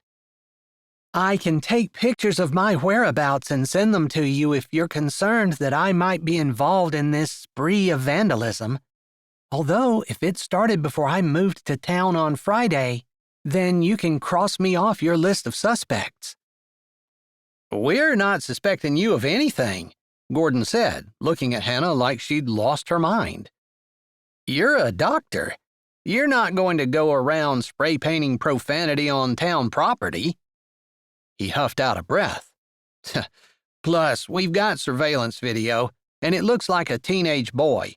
No one thinks it's you," he repeated, just in case Hannah had any lingering doubts. So Ben had surveillance video. Did he know that when he was accusing her earlier that day? Was he just giving her a hard time? Or was he seriously just naturally suspicious of everyone? Surely he didn't go around accusing the townspeople of vandalizing their town without just cause. Ben's eyes met hers for a second, and then his gaze slid away, as though he were guilty. That's exactly what she thought. He'd just been giving her a hard time. But why? She didn't have an answer to that question, and she probably wasn't going to get one, so she snipped off the last suture, murmured a few words, then turned and walked out, leaving the door cracked just a little as she walked to the computer and started typing some information in. She didn't mean to eavesdrop, but the deputy's voice came from the open door. "Do you think it was Mason?" he asked, as Hannah tried to figure out who in the world Mason was. "I hope not." The reply was short, but it had emotion in it that tugged at Hannah's heart, even though she didn't want it to. Obviously, whoever Mason was, Ben loved him. "I hope not, too," Gordon said, although his words seemed fatalistic, like he'd already reached the conclusion that it was Mason. A police officer, along with the rest of America, was supposed to hold people innocent until they were proven guilty. But sometimes crimes were so obvious that it was hard not to come to that conclusion. It felt like common sense. Who was Mason? "I don't know what I'm going to do with that boy," Ben muttered. The divorce did not help. Could Mason be Ben's son? "I know we always feel guilty about the things that happen to us and how they affect our children, but you can't help what your ex did. If she had been faithful, if she had kept her vows, if she had done what she was supposed to do, Mason probably would be the straight-A student he was before everything happened." "I know. I just wish there was something I could do to get my son back." So it was his son. Hannah's eyes opened wide, and her fingers stilled on the keyboard. Ben's son was having issues? It made her feel a lot more sympathetic to Ben's situation. How terrible it would be to be a sheriff in charge of keeping law and order in your jurisdiction and to have your own son be the top suspect in a vandalism crime. She couldn't even imagine how devastating it must be. "I think I have everything entered." She spoke to Cassie as she finished up the information. "Would you mind taking a look at this?" It wasn't the first one that she'd done by herself, but it was still her first day, and she wanted to make sure she was doing everything correctly. Cassie smiled, not seeming to be put out at all, as she pushed back away from her chair. "Of course," she said, looking as cheerful and sunny as the bouquet of flowers on her desk. It made Hannah wonder if Cassie had a boyfriend who sent her flowers, or if she just decorated her own desk. She seemed like the kind of person who made things better and brighter wherever she went. "It all looks good to me," Cassie said after checking the information on the screen. She straightened and added, "I know that you have patients waiting, but I just wanted to remind you of the town meeting for the annual Mistletoe Meadows Community Festival. I didn't know if you were going and wondered if you wanted to go with me." I'd love to," Hannah said, caught a little off guard. She did want to get involved in the town and be a part of everything, like she'd mentioned to Terry. And she appreciated being invited, not once, but twice. "Sweet. It's tonight at 7. Would you like to meet somewhere? Or I could pick you up." "If you don't mind, I could pick you up. I have to drive into town from my grandma's farmhouse anyway." "Oh, that'll work. I just live right down the street, over top of the candle shop. I can be down on the sidewalk at 5 till." "Sure. Do we have to get there early to make sure we get a seat?" "There's plenty of seating, unless you wanted to sit in the front. Those seats usually go quickly, but you're also more likely to get volunteered for stuff." She laughed a little. "I like to volunteer, but I like to select my projects myself." "I'm with you. I want to have a little say in what I do." "In the back it is, then," Cassie said. She walked back to her seat with a little spring in her step. Hannah's lips curved up in a smile. It was nice to be welcomed into town and invited places. Maybe on some level she'd rather stay home and eat ice cream and read a book, but this was truly what she wanted, to be involved in the town. It made her feel warm and happy. Even though she had to go face Ben again, she didn't mind. After all, he was fighting his own battles, and Even though they would probably never get along, she could give him grace, if only in her mind. She would not envy his position as a parent and sheriff with a troubled teen, and that alone made it a lot easier to be kind to him as she finished up the paperwork and sent the sheriff and his deputy on their way. Chapter 6. I don't understand why I have to come, Mason muttered as Ben and he walked into the town meeting for the annual Mistletoe Meadows festival planning. It's not my fault you don't have any friends and can't get anyone else to go with you. Ben tried to let Mason's angry words slide over him. It was true that he didn't have many friends in town. Sure, Gordon, his deputy, was one, and of course Ben lived with his mother, and he considered her a friend as well as his parent. But he definitely held himself back from getting too friendly with the locals, especially since he could only imagine how disappointed and upset they would be if his son ended up breaking into something in the town. He didn't want them to think any less of him because of his son's behavior, but that was hard, since he thought less of himself. Like he hadn't been a good father, or a good husband, since his wife hadn't wanted to stay. He tried to shake those feelings off.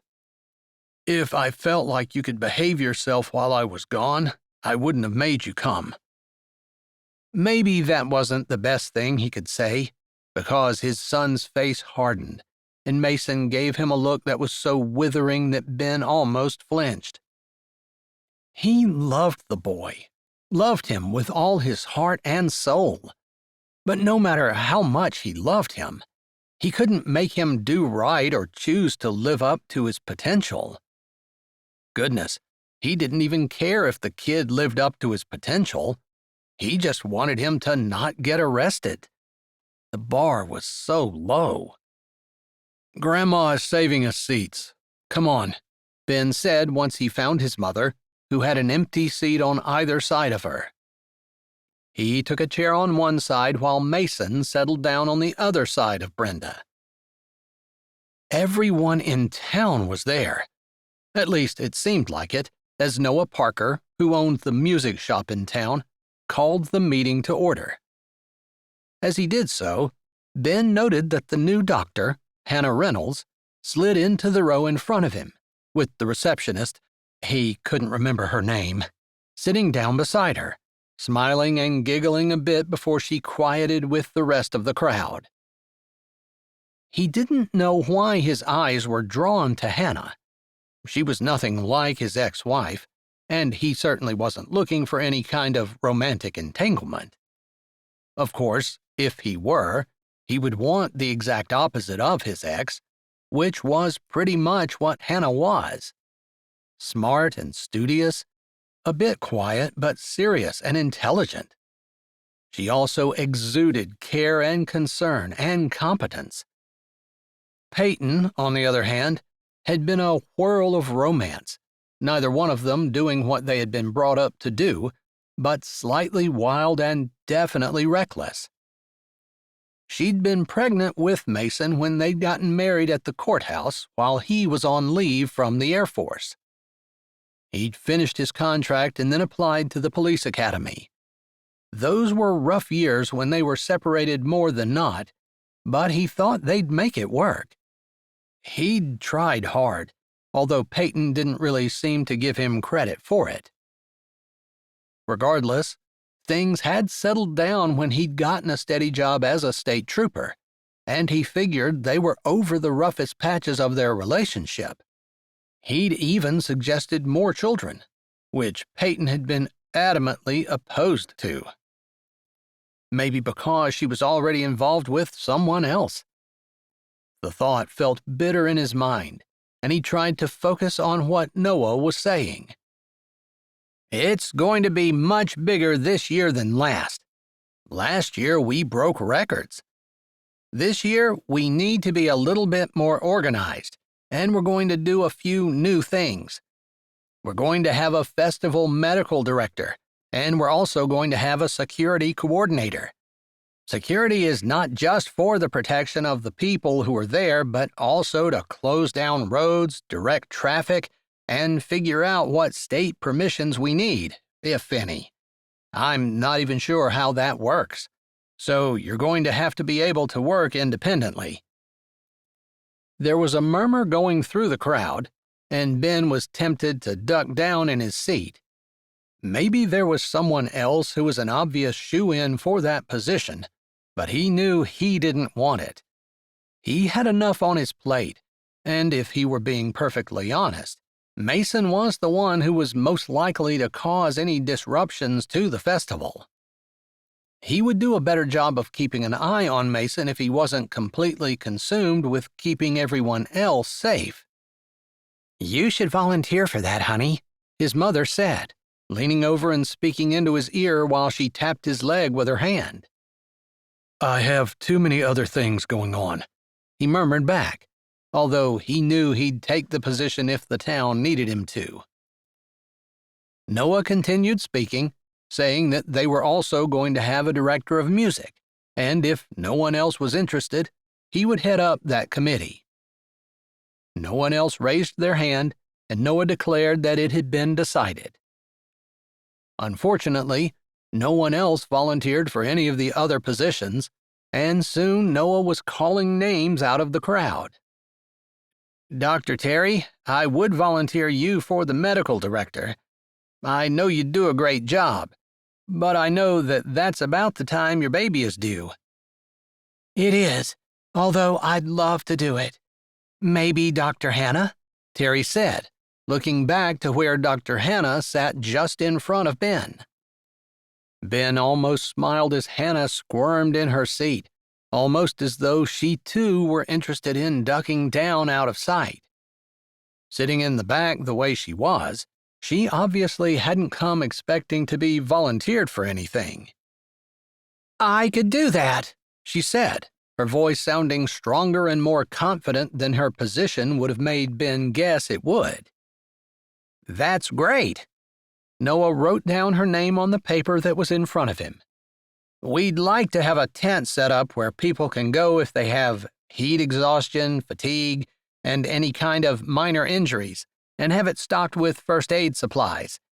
If you don't mind staying afterwards a little bit, I have a list of things that I was hoping you could include, and we'll go over that, along with all of the other heads of committees."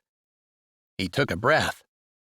"And if you'd like to have anyone serving alongside you as a help, we'll talk about that then. And you can either ask someone or we'll have another meeting where we ask for volunteers." Dr. Hannah nodded her head, and Cassie giggled and said something in her ear. It made Hannah smile as she looked at Cassie, and almost as though she could feel Ben's eyes on her, she looked around just a little more, and her eyes met his for just a second. In that second, time seemed to slow down, and it felt like something passed between them. He wasn't even sure what. But it seemed strange, although not unpleasant. And then it was over, just like that. She turned back, and he ripped his eyes away, focusing instead on Noah, who stood at the front. Although it took a few moments until he heard what Noah was saying, and his mom poked him in the ribs. "Volunteer," she hissed. He wasn't even sure what she wanted him to volunteer for, so he kept his hand firmly down and stared at the podium, avoiding eye contact and hoping he could figure out from context what in the world was going on. What had that been between Dr. Hannah and him? Had he been the only one to feel it? He had to have been, and he tried to push it aside. He wasn't one for hocus-pocus feelings. He'd gone down that road once, swept away by youthful passions, and had married hastily. He certainly wasn't going to do that again. "My son, Ben, is a perfect person for that, and I nominate him." His mother stood up and spoke, and he remembered just in time to keep his mouth closed, since it wanted to drop open in shock. What had she volunteered him for? Just as that thought went through his head, he realized that the seat beside his mother was empty. Where was Mason? "Ben, is that okay with you?" Noah asked, and then after a small pause he said, "Although if your mother says you should do it, I think you gotta listen to her." Laughter rippled through the crowd. Ben grinned and tried to keep the concern off of his face. Where had his son gone? "I'm definitely going to listen to her. What is that commandment about obeying your parents?" He huffed out a breath. "I don't think there's an end date on that." He didn't think a grown adult was supposed to obey his parents, but they were definitely supposed to honor them. That was what the commandment said. Still, following his comment, the crowd laughed again. "All right, then. You'll be the co-chairs with Dr. Hannah on the Combined Committee of Health and Safety, as I just explained. Both of your committees are new, and we have no precedent." Noah seemed to stare at him across the crowd. "You and Dr. Hannah know each other, correct?" "Yes, we've met," Ben said immediately, to try to head off any weird introductions that would make everyone uncomfortable. "All right, I need you up here at the front at the end of the meeting as well. We'll discuss whether or not you need any extra assistance and what that might look like." Ben figured there were probably other things involved, such as what the budget was going to be and whether there even was one. He wanted to sarcastically thank his mother, but honestly, he was happy to help out with his hometown. After being in the city for so long, he was grateful to be back and definitely wanted to do his part to keep things moving. He knew small towns didn't thrive on their own. It took people willing to head up committees and do a lot of work behind the scenes in order to bring in visitors and tourist dollars to keep the downtown businesses thriving and to keep the town bustling and healthy. Without those people, the town would die. Noah had started talking about something else when two things happened simultaneously. The first was that Ben remembered that Mason had disappeared. The second was the fire alarm went off. "Is there a fire?" some woman said from near the front of the building. After that, pandemonium broke out as a third of the crowd jumped up and tried to run for the door. There were too many people in the large community room for that many people to be able to make a break for the door. Several people got shoved aside, and it seemed like chaos for a while. Ben noticed a lady to his left get knocked down, and whoever ran into her didn't even seem to notice as they continued to rush to the door. As Ben stood, looking to see where the fire was, he noticed that Dr. Hannah had knelt down beside the lady while Cassie stood in front of her, blocking people from stepping on her. Seeing that that was taken care of, Ben continued to scan to see where the fire was. But he didn't even see smoke, or smell it. And then he noticed his son standing over by the fire alarm, a smirky grin on his face. His heart sank. He should have known Mason would do something to retaliate for being forced to come. After Mason had been unable to provide any kind of solid alibi for that morning when he had asked whether or not he had vandalized the gazebo, Ben had felt like it was best to not leave his son alone. The gazebo had been vandalized sometime between when Ben left the house and within an hour after he arrived on duty at the sheriff's office. "It was a false alarm," he called out in his loudest voice, even as he started to move through the crowd to reach his son. Mason wasn't even trying to run, and Ben knew he would have to take his son in and file misdemeanor charges on him. "I can handle this," Gordon said from beside him, glancing at Mason before looking back at Ben. Ben knew that he should excuse himself, since he was too invested and would have a conflict of interest. After all, he didn't want his son to have this on his record, but there was no getting around it. I appreciate it, he said. Gordon jerked his head and walked over to Mason, where they spoke quietly, before Gordon grabbed a hold of Mason's arm and led him outside. In the meantime, Noah had regained control of the crowd again, and people had started making their way back to their seats. Ben walked to the back room and stood against the wall, his arms folded across his chest, and fought the urge to leave and go somewhere where he could hide. It was embarrassing to have his son create chaos. Although, in all of the excitement, he wasn't sure if anyone had actually seen that it was his son who'd caused the problem. He owed Gordon for getting him out so quickly. But he definitely couldn't expect anyone to keep this under their hat. The whole town was going to know. And if they were able to figure out for sure if Mason had been the one to deface the gazebo, that would be added to his list of sins. Sorry about the interruption, but I think we're done anyway. Thank you all. Sorry about the inconvenience, Noah said as he tapped the gavel and set the hammer down. Ben glanced over to where his mother had been sitting. She was back in her place and seemed like she was just fine. At least she hadn't gone running for the door, and Ben had made sure she was okay before he'd walked away from her. While he was looking at that direction, his eyes caught on Dr. Hannah, who was also back in her seat, although the lady who had fallen was now sitting beside her. She appeared shaken but okay.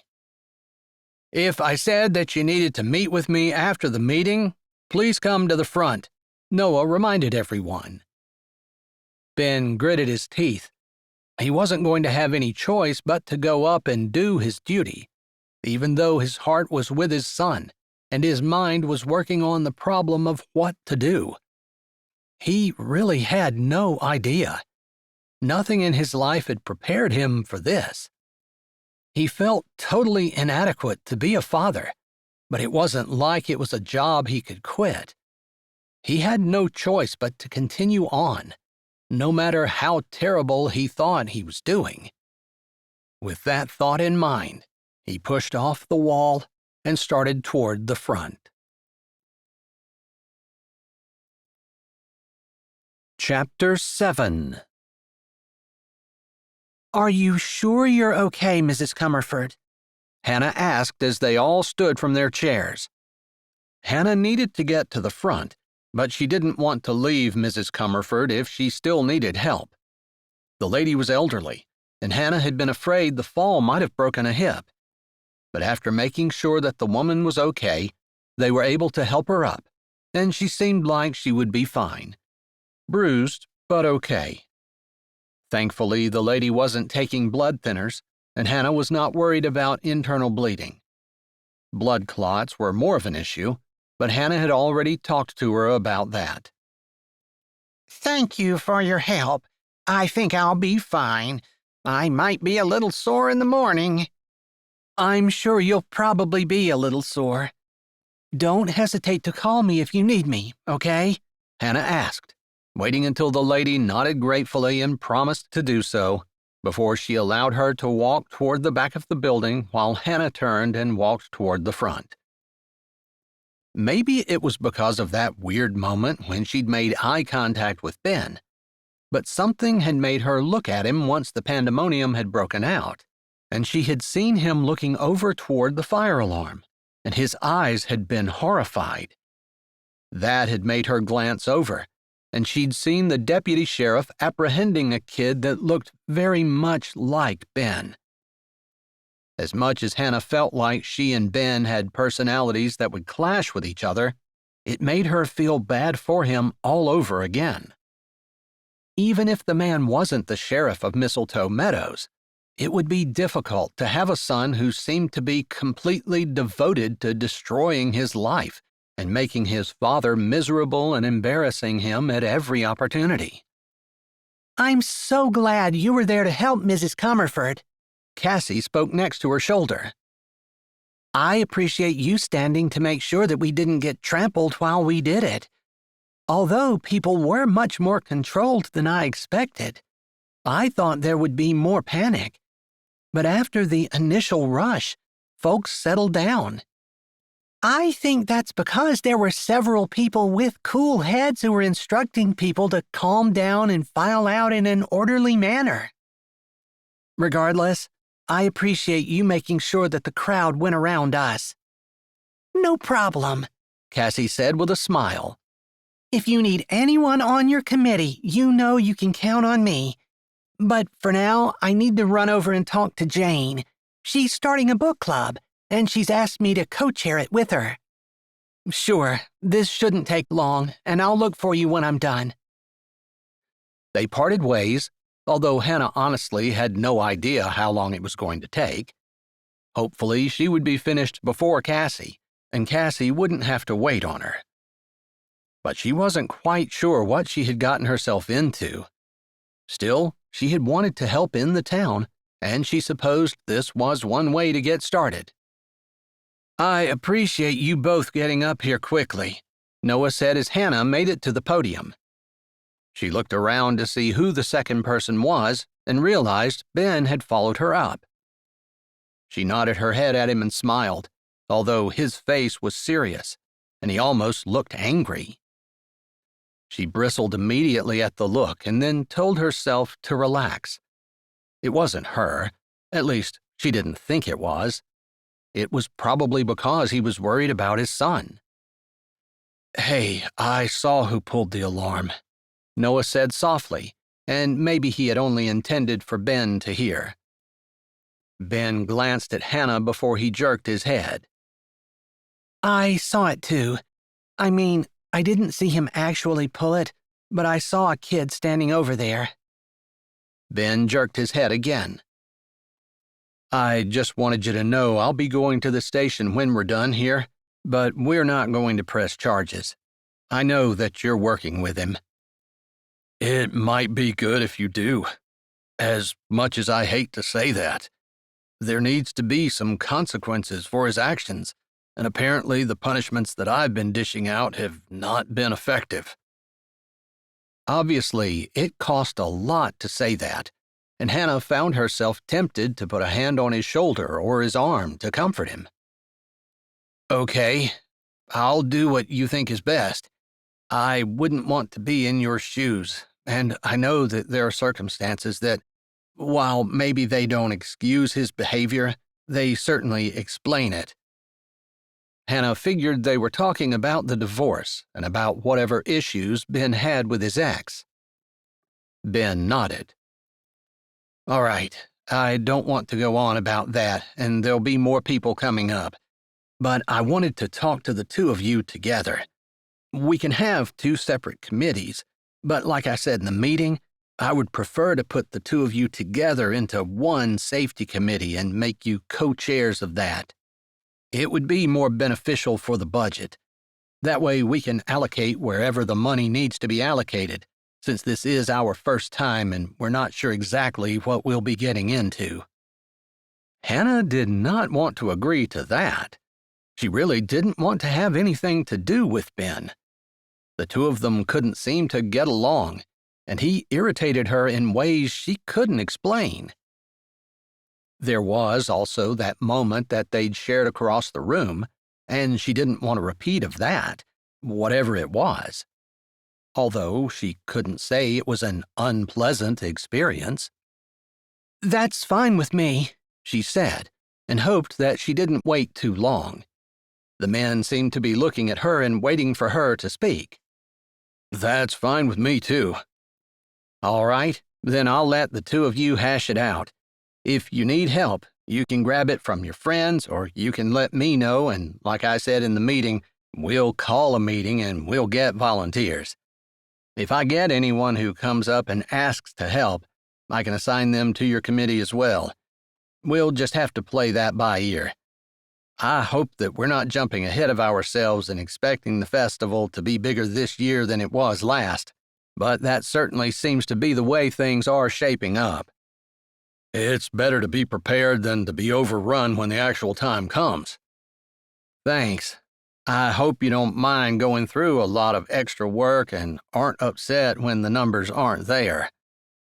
Noah seemed to appreciate Ben's words and seemed to be letting them both know that they could be doing a lot of work for nothing. Hannah didn't mind. She agreed with Ben. That's how I feel as well, she said. Noah nodded and then said, I'll let the two of you hash it out, figure out a time to meet and that type of thing. I've got a few other people I need to talk to if that's okay. We've got it, Hannah said, lifting her brows at Ben, who nodded. He seemed preoccupied, but that was to be expected after what had happened with his son. Noah moved away to a few other people who had come up to the front to help out, leaving Hannah and Ben standing together awkwardly. At least, Hannah felt like it was awkward. Ben seemed perfectly at ease, other than the hard expression on his face and the obvious desire to be somewhere else. So she figured she might as well take the bull by the horns. I feel like we didn't get off on the best foot, and I'm sorry. I'm really looking forward to doing my part to make the festival the best it can be. I owe a lot to Mistletoe Meadows and the small-town atmosphere. She thought about her own childhood and how the town had possibly saved her. Her grandma had a lot to do with that as well. Same. She could have easily gone down the same path that Mason seemed to be headed down. In fact, she'd been on that path. Thankfully, people had intervened, people who cared, like her grandmother. There were times that she struggled to forgive her parents for what they had done, but in hindsight, she knew that what they'd done was in her best interest. Fair enough, Ben said, holding out his hand. She looked at it for a moment, calloused and brown, before she took it in her own and met his eyes. She shook it. We have a few things we need to talk about, and the sheet that Noah gave us is something we should probably go over together. Ben began. She nodded. I can stay now, or we can set up a time to meet later. She lifted her brows. I have a few things I'm going to need to see to, and I can't stick around. She nodded and did not mention his son. Neither did he. Dr. Terry wants to keep the clinic open later in the evenings, and I volunteered to take those shifts, so before noon would work best for me. I'm actually working morning shifts this week. Their schedules couldn't be any less similar. I can take a lunch break at the diner, though. It just opened in town. Maybe you've seen it? Yeah, but I don't want you to have to give up your lunch break and— I wouldn't be giving it up. I'd still be in uniform, and if any call came in, I'd have to leave immediately. But I stop in there to eat, and I can do that while on duty. All right, that sounds fine. Does Monday work? It does. He nodded. Then we'll plan on it. Chapter 8. Mason, do you want to talk to me about it? Ben stood at the sink, washing the supper dishes. It was a day after his son had pulled the fire alarm at the town meeting. Gordon had taken him to the station, but, as promised, Noah had declined to press charges, so they hadn't booked him. But Ben had promised he would try to take care of the situation at home, and, unfortunately, he had no idea how to do that. He wanted to take his handcuffs and handcuff his son to his right hand so they couldn't be out of each other's sight, but he hardly thought that would be an acceptable way to handle the situation for anyone in polite society.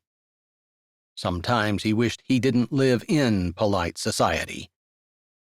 So he talked to Kate Henderson, who was the school counselor, and asked what she suggested.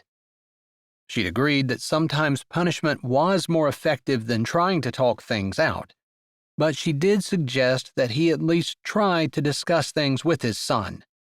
She had said that he might have some issues about the divorce or something else going on in his life, She had promised to try to talk to him at school, but she hadn't found anything out earlier in the day because she had promised to call if she had. Now that supper was over, during which Mason had not spoken a word, Ben figured the ball was in his court to try to initiate a conversation. It used to be that he and his son had talked about everything and anything. In fact, when Mason was little, it was all Ben could do to get him to be quiet long enough for him to fall asleep at night. They had laughed often together, and Ben had thought they'd had a great relationship. Unfortunately, Peyton's cheating and betrayal had changed the dynamic of their family, and somewhere along the way, he'd lost his boy. He had tried. They'd gone camping and had taken vacations together, but that had not helped anything. He'd had his son working in the yard with him, and when he'd finally gotten custody, he'd thought that maybe they could reestablish their old rapport. But that was totally gone, and anything that he suggested, Mason shut down. "I asked you a question, son." He looked at his kid. Mason knew that if an adult asked a question, he was supposed to look them in the eye and give them an answer. He'd learned that from a young age. "No." Mason didn't bother to look up from where he had a school book sitting on the table. But from where Ben stood, he could see he was just doodling on a piece of scrap paper and not actually doing algebra homework. Ben wanted to rail at his son, but he made his voice come out modulated. "Is there something I can do to help?" He didn't know what questions to ask, didn't know where to put his finger on the problem. "No, I don't need any help." "Normal people don't pull the fire alarm at community meetings. That seems like a cry for help to me." "Not me. I just thought it'd be fun." Mason didn't bother to look up, but there seemed to be a little smirk. The smirk annoyed Ben, but he swallowed it down. He couldn't deal with his son out of anger or annoyance. He had to do it with love, although sometimes love involved consequences. Before he could say anything else, his phone rang. He dried his hands off on the dish rag and pulled it out of his pocket.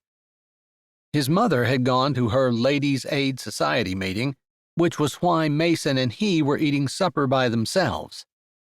He was a little concerned that something might have happened and was relieved when a local number came up, but not one he recognized.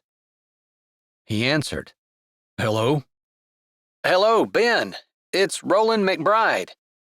"Hey, Roland. What's up?" he asked easily, having known Roland since they were young, but hadn't really fallen back into friendship since he'd come back to Mistletoe Meadows. "Not a whole lot. I was wondering if you and your son might be interested in splitting some wood for a good cause." Roland had asked him to do things before, explaining that there was a secret network of people who, especially around the holidays, helped out their neighbors in need. Ben didn't ask any questions, but he did pass along info to Roland when he got it. He didn't know if Roland spearheaded it or was just in charge of the outreach. He didn't ask questions. "We'd love to. Where and when?" "Tonight. It's a truckload of logs. It's been felled, but it needs split. It's sitting at the wide spot a mile outside of town." "All right, we'll be on it," Ben said. "When does it need to be done by?" "We have a week." "All right." He would try to get it done tonight, but it was always good to know exactly what his deadline was. He felt the thrill of excitement, plus that warm, satisfied feeling that came from knowing that he was doing something that would help someone else and be a blessing to them. It was too bad he couldn't get his son to feel that feeling. It really drove him to be better and to help more. But he supposed if his son didn't have it, There really wasn't a whole lot he could do other than pray at some point, it appeared. He said a few more words to Roland and then swiped his phone off and shoved it back in his pocket. "Hurry up with your homework, because we've got some wood to split tonight." He turned back to the sink and started washing the dishes again. Unfortunately, his mother had never installed a dishwasher. Maybe that's something he could take care of while he was living with her. Although, if he had to guess, he'd say she probably would never use it. She didn't like the newfangled stuff. "I'm not going." "I didn't ask you. I told you." Sometimes he was trying to be both mother and father to his son, but he wasn't meant to be a woman. And while he believed there was a time and place to hold a child's heart, there was also a time and place for a dad to be a commander, the one in charge, to be masculine and to teach his son to be the same.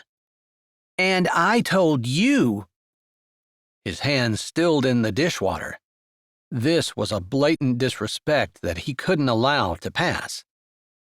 He turned around, praying that he would have wisdom to handle this situation correctly. His son was out of hand, and he didn't have any idea what he needed to do in order to get him back in hand. "You know what you said was disrespectful, and I can't tolerate that in this house. You will respect your elders, especially your parents, your grandparent, and any other adult who walks through that door. That's just the way it is." He didn't allow any room for argument in his tone. He didn't walk closer, but he kept his eyes on his son while he spoke. At first, Mason just sat there, and then he shoved away from the kitchen table, jumped to his feet, turned around, and punched the kitchen wall, putting his fist right through the drywall and screaming something unintelligible at the same time. Ben was used to dealing with criminals and unexpected situations. Still, he blinked before he moved, striding across the kitchen and grabbing a hold of his son's free arm. His other hand was stuck in the drywall. "That was uncalled for," Ben said low, because just as quickly as the anger had burned in his son, it seemed to have deflated, and he just stood there, his hands stuck. "There's a lot of things in life that are uncalled for, aren't there?" His son turned a hateful gaze toward him, and Ben's heart sank. His son hated him. It was obvious from the look on his face. He met his eyes for a moment and then looked at his hand. The drywall had started to turn red. "Let me get your hand out of there," he said. One emergency at a time. It looked like there was a good bit of blood coming out, and indeed, once he got his hand out of the drywall, he saw that there was a big gash on his wrist. "We're going to the clinic." Was it still open? "This is going to need stitches." It was deep and already dripping blood on the floor. He grabbed some paper towels, folded them to make a small pad, and then held it to his son's wrist. "Squeeze this." Mason did as he was told. Maybe it was because of the sight of blood, or maybe it was because he couldn't believe he had punched the wall. Ben wasn't sure, but whatever it was, Mason now followed him docilely out the door and got into the truck when Ben opened the door. He would have sent a text to his mom to let her know that they wouldn't be there when she got home, but she didn't text, so he made a mental note to call her later. Feeling like a failure, he walked around the front of the truck, got in, turned the key, and pulled out of the drive, heading toward the clinic. He had no idea what to do with his son, and honestly, from his experience in law enforcement, he wasn't sure there was anything that could be done. Short of a miracle, he hadn't seen any kid who was as angry and bent on destruction as Mason was turn around and pull themselves out of the pit they dug. Most of the time, they went from juvenile offender to adult felon. The thought made his blood run cold. Chapter 9. Hannah sat in the office chair, her hands going through some old files she had come upon. They had had a patient earlier in the day, Mr. Haywood, who had insisted that he had seen the doctor 30 years ago, and the doctor had prescribed for him to take iodine every day. It seemed like an odd prescription, and Hannah was trying to find the old record, which had not been inputted into the new computer system that had been in place for almost a decade. Many of the people represented by the old files had passed away. They were in sore need of updating, as Dr. Terry freely admitted, but she had just been too busy to take the time. So she'd been doing what Hannah was now doing, which was going through the files when they needed them. They were mostly in alphabetic order, but occasionally one was off, and Mr. Haywood's file had not been where it belonged. She was going through all the H files, just in case it had been misplaced. She'd just found a file with the name Haywood on it and had pulled it out of the filing cabinet when there was a knock at the door. Glancing at the clock, seeing that it was past 9:30 and they had closed an hour ago, she was tempted to just ignore it. But that's not what a doctor at a small-town clinic did, so she pushed out of the chair and hurried to the door. She opened it, not knowing what to expect, and was surprised to see Ben Tucker standing on the stoop, his son beside him, a bloody bandage pressed to his wrist.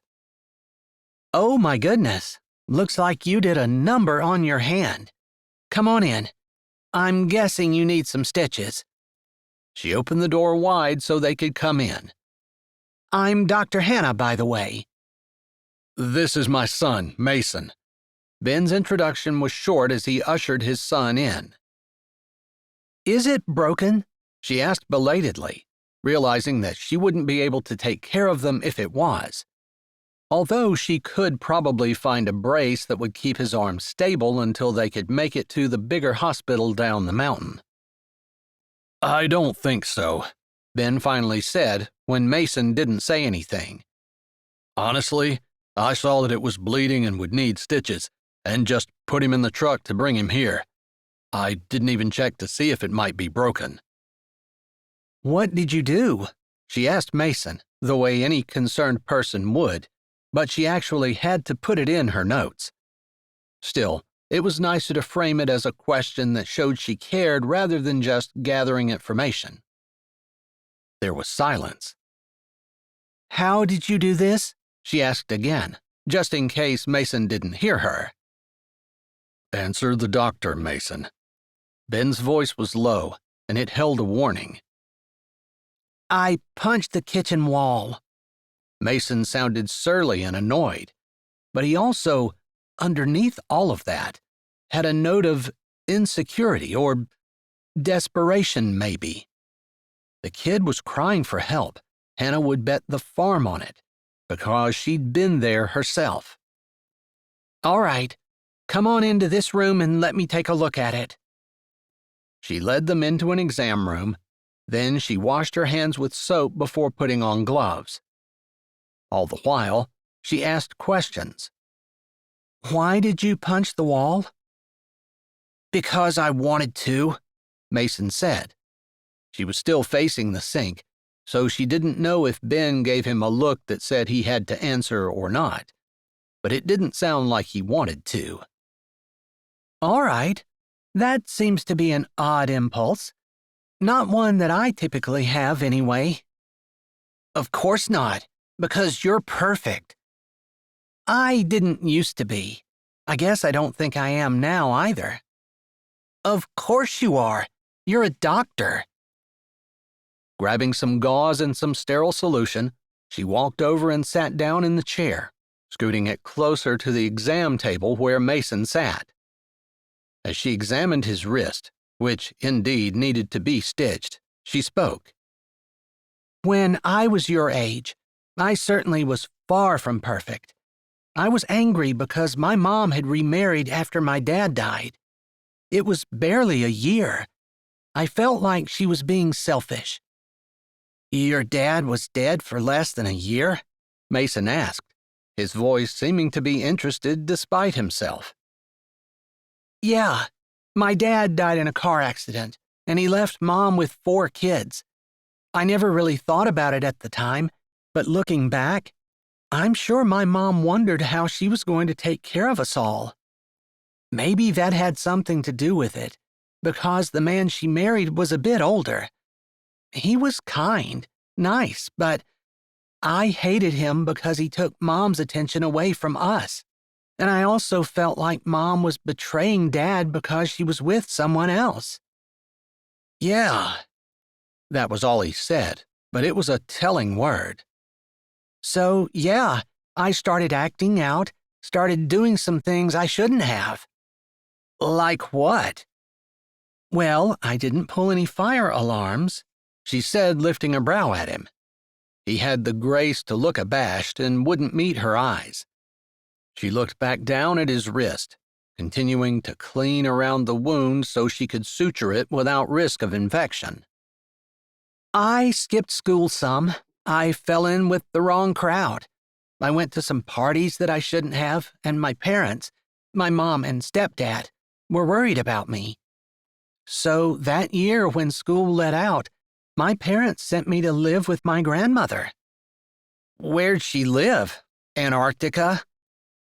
Maybe he was being sarcastic, but she laughed. Hardly, although that probably would have been good for me too. Sometimes when you're struggling to survive, you forget the things you're angry about, and you develop a camaraderie with the people around you. She paused for a moment. He was probably too young to understand that. But no, she lived here in Mistletoe Meadows, where I live now, in the farmhouse. So you just moved in with her and stayed there? No, I was just here for the summer. And then I liked it so much, I came the summer after that, and the summer after that, and the summer after that, and every summer until I graduated high school. So they thought they were punishing you, but it ended up being a reward. He was smart. No, it was hard at first. Grandma made me work, but I respected her. She was honest. Not that my parents weren't, but she demanded a higher standard for me. She wanted me, expected me, to be a better person than what I was. It took a bit, but eventually I wanted to live up to what she thought of me. I didn't want to let her down, because I knew she loved me, and she was making sacrifices in order for me to be able to have benefits that she didn't have growing up. Mason didn't say anything, and Hannah focused on putting the Novocaine in and numbing the area around the jagged cut. Mason reminded her a lot of herself. Of course, he was a boy and she was not, but the signs were there. Maybe there was something she could do to help. Chapter 10. Ben sat back, watching the interaction between Mason and Hannah. He vaguely remembered Hannah being around during summers back when they were kids and teens, but he didn't realize why. It was obvious Mason related to some of what Hannah was saying, and he kept his mouth closed, amazed that someone was actually reaching his son. There was still a faint trail of guilt that it wasn't him. But sometimes a parent could only do the best they could, and God sent someone else to help out. Mason was actually giving responses that weren't sarcasm or belligerent, and Hannah acted like it was totally normal for her to be bandaging his hand he'd cut by punching a wall. Maybe she did that all the time, although it was obvious his son had a lot of suppressed anger. Probably because of the divorce, But he really didn't think that the anger was focused on him, was it? Surely he was angry at Peyton for leaving the family and breaking it up. But maybe he blamed Ben for not trying harder or being a better husband, for not being able to keep his wife, although he had no idea how he would have been able to do that. All right, you're going to need to take it easy on that hand for a bit. In about 10 days, the stitches can come out. Should I bring him back here? Hannah started gathering up her tools. You can. We can take them out.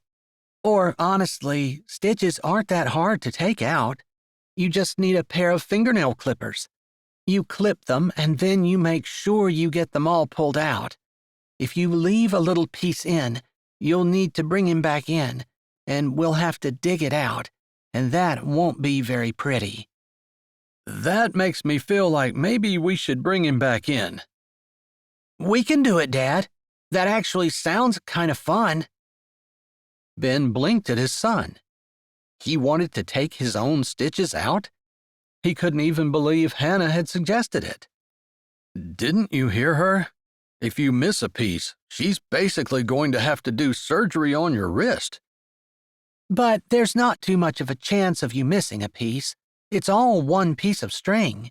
So you clip it, then just make sure you pull both ends out. That sounds really cool. I'm definitely doing that. Don't do it too soon. If you do it too soon, you're going to risk having it break open again, and it won't be as easy to sew shut the next time. 10 days, right? Mason asked, and he seemed more interested and excited than Ben had seen him in a long time. Because of that, Ben pressed his lips together. If taking stitches out was going to keep his son out of trouble and grow a bond between them, then he supposed he'd do it. Although he didn't think it was ever going to be part of his parenting toolkit. That's right. So get your phone out, look at what today is, and then count 10 days from now and put a note on your calendar. That's when you're going to take them out. I'm going to grab some waterproof bandages that you need to put over it while you're showering or any other time you might get it wet, like if it's your night for the dishes. Dad and Grandma do the dishes, Mason said, and Hannah looked up in surprise. You don't have a night to do dishes? My goodness, you lead a privileged life. She laughed a little, and Mason shrugged. Dad doesn't make me, so I don't. Well, you should. Every kid should have to do dishes and cook and figure out other ways to help around the house. After all, someone has to do all that work. Hannah lifted her shoulder. You don't want to have the adults around you always having to take care of you, not at your age. Mason seemed thoughtful, but he didn't say anything else. Ben kept his mouth shut about that too. He just wanted to avoid the fight that he knew would ensue if he tried to get his kid to do more than what he already was. Plus, he had felt guilty because Mason's home had blown up. He also didn't want to listen to Mason complain more that he used him as a slave or anything of the sort. He supposed he had been letting his kids skate by in some areas, but Hannah was right. He shouldn't. Just don't get them wet. If you do, the stitches will disintegrate faster, and you might end up needing to come back in. So if you have any kind of redness or swelling or seepage, beyond a tiny little bit, come back and see me, okay? Mason nodded, and then Hannah turned her gaze to Ben. Ben tried not to flinch. There was that thing that happened when their eyes met. It was not unpleasant, and at this point, he kind of expected it. I need to type up some instructions and do a little bit more paperwork. Give me 10 minutes, okay? Yeah, if you give me the bill, I can pay it. I think when we do after-hours work, it's on the house, but I definitely want to get you your instructions. I don't want... I didn't come in here for free medical care. I know. Hannah didn't say anything else as she disappeared out of the room. Ben felt a little frustrated and tried to relax the muscles in his neck by moving his head first one way and then the other. She wasn't giving him charity. She was doing a favor. Maybe because he was a policeman, or he didn't know why else. But he wasn't going to argue about it. At least, he was going to try not to. I wouldn't have thought that someone who was a doctor would have started out with the wrong friends, Mason said softly after she left. She got herself away from those friends, or she probably wouldn't have been a doctor. Her parents got her away from those friends. Ben didn't say anything. That was part of the reason that he had moved out of the city. Mason had started hanging with the wrong crowd, and Peyton didn't feel the need to do anything about it. That's when Ben had started fighting for custody and trying to get his son away. He hoped he wasn't too late. He and Mason sat there in silence until Hannah came back in with the instructions, went over them, and he tried to concentrate on what she was saying rather than the sweet berries and cream scent that drifted up from her general area. It was a welcoming scent, and one he wanted to get closer to breathe more deeply. An odd reaction, and one he felt like he was successful in hiding. Still, when she put her hand on his arm after Mason walked out of the room, he tried not to show his shock and surprise. It wasn't that electricity flew up his arm exactly. It was just there was a magnetism there that made him want to step closer and put his arms around her. She certainly didn't need his protection, so he wasn't sure where that urge came from, but he shoved that aside. If you need anything, if Mason needs anything, if there's anything I can do to help, let me know, okay? She looked into his eyes, and her words were spoken sincerely. He found himself caught by her gaze, and his tongue felt stuck to the roof of his mouth, like he was 16 instead of 35. He took a deep breath and tried again. All right, I appreciate it. He wanted to tell her that she didn't need to bother to offer, and that he wouldn't be taking her up on it. But at this point, he had no idea what to do to help his son, and he would appreciate anyone's help if it meant his son wasn't destined for a life of crime and incarceration. Thanks for opening the clinic for us. I'm sorry we came after hours. You can't help when things happen. I know Dr. Terry would like to be open all the time, but it just wouldn't pay to be open at night. Not in a small town. I'll try to make sure any injuries we incur upon our persons are during business hours next time, he said with a small smile, gratified to see her return it. Whenever it happens, don't be afraid to knock on my door, okay? I appreciate it. Also, Hannah said as he started to move away. He stopped and turned. Yeah? I'm staying on my grandma's old farm. I know that you and your dad used to fish there, downstream a bit where the country club is now. Yeah, they posted that about 15 years ago, and only members are allowed on the banks now. Well, the river goes through the farm, and you're welcome to bring Mason and fish if you'd like. I'll keep that in mind next spring. Thanks. If you want to clear off any trees or anything, you can do that. Make yourself a spot. He stood and stared at her. What was she saying? It took him a few moments, and then it hit him. She was giving him something to do with his son, something the two of them could do together, a bonding activity. She wasn't pushing him into it or even making a suggestion. She was just offering, because living with his mom in town the way he was, he had no way of doing that himself. He found himself nodding. I think I'll do that. Thank you. She gave a smile which showed her relief.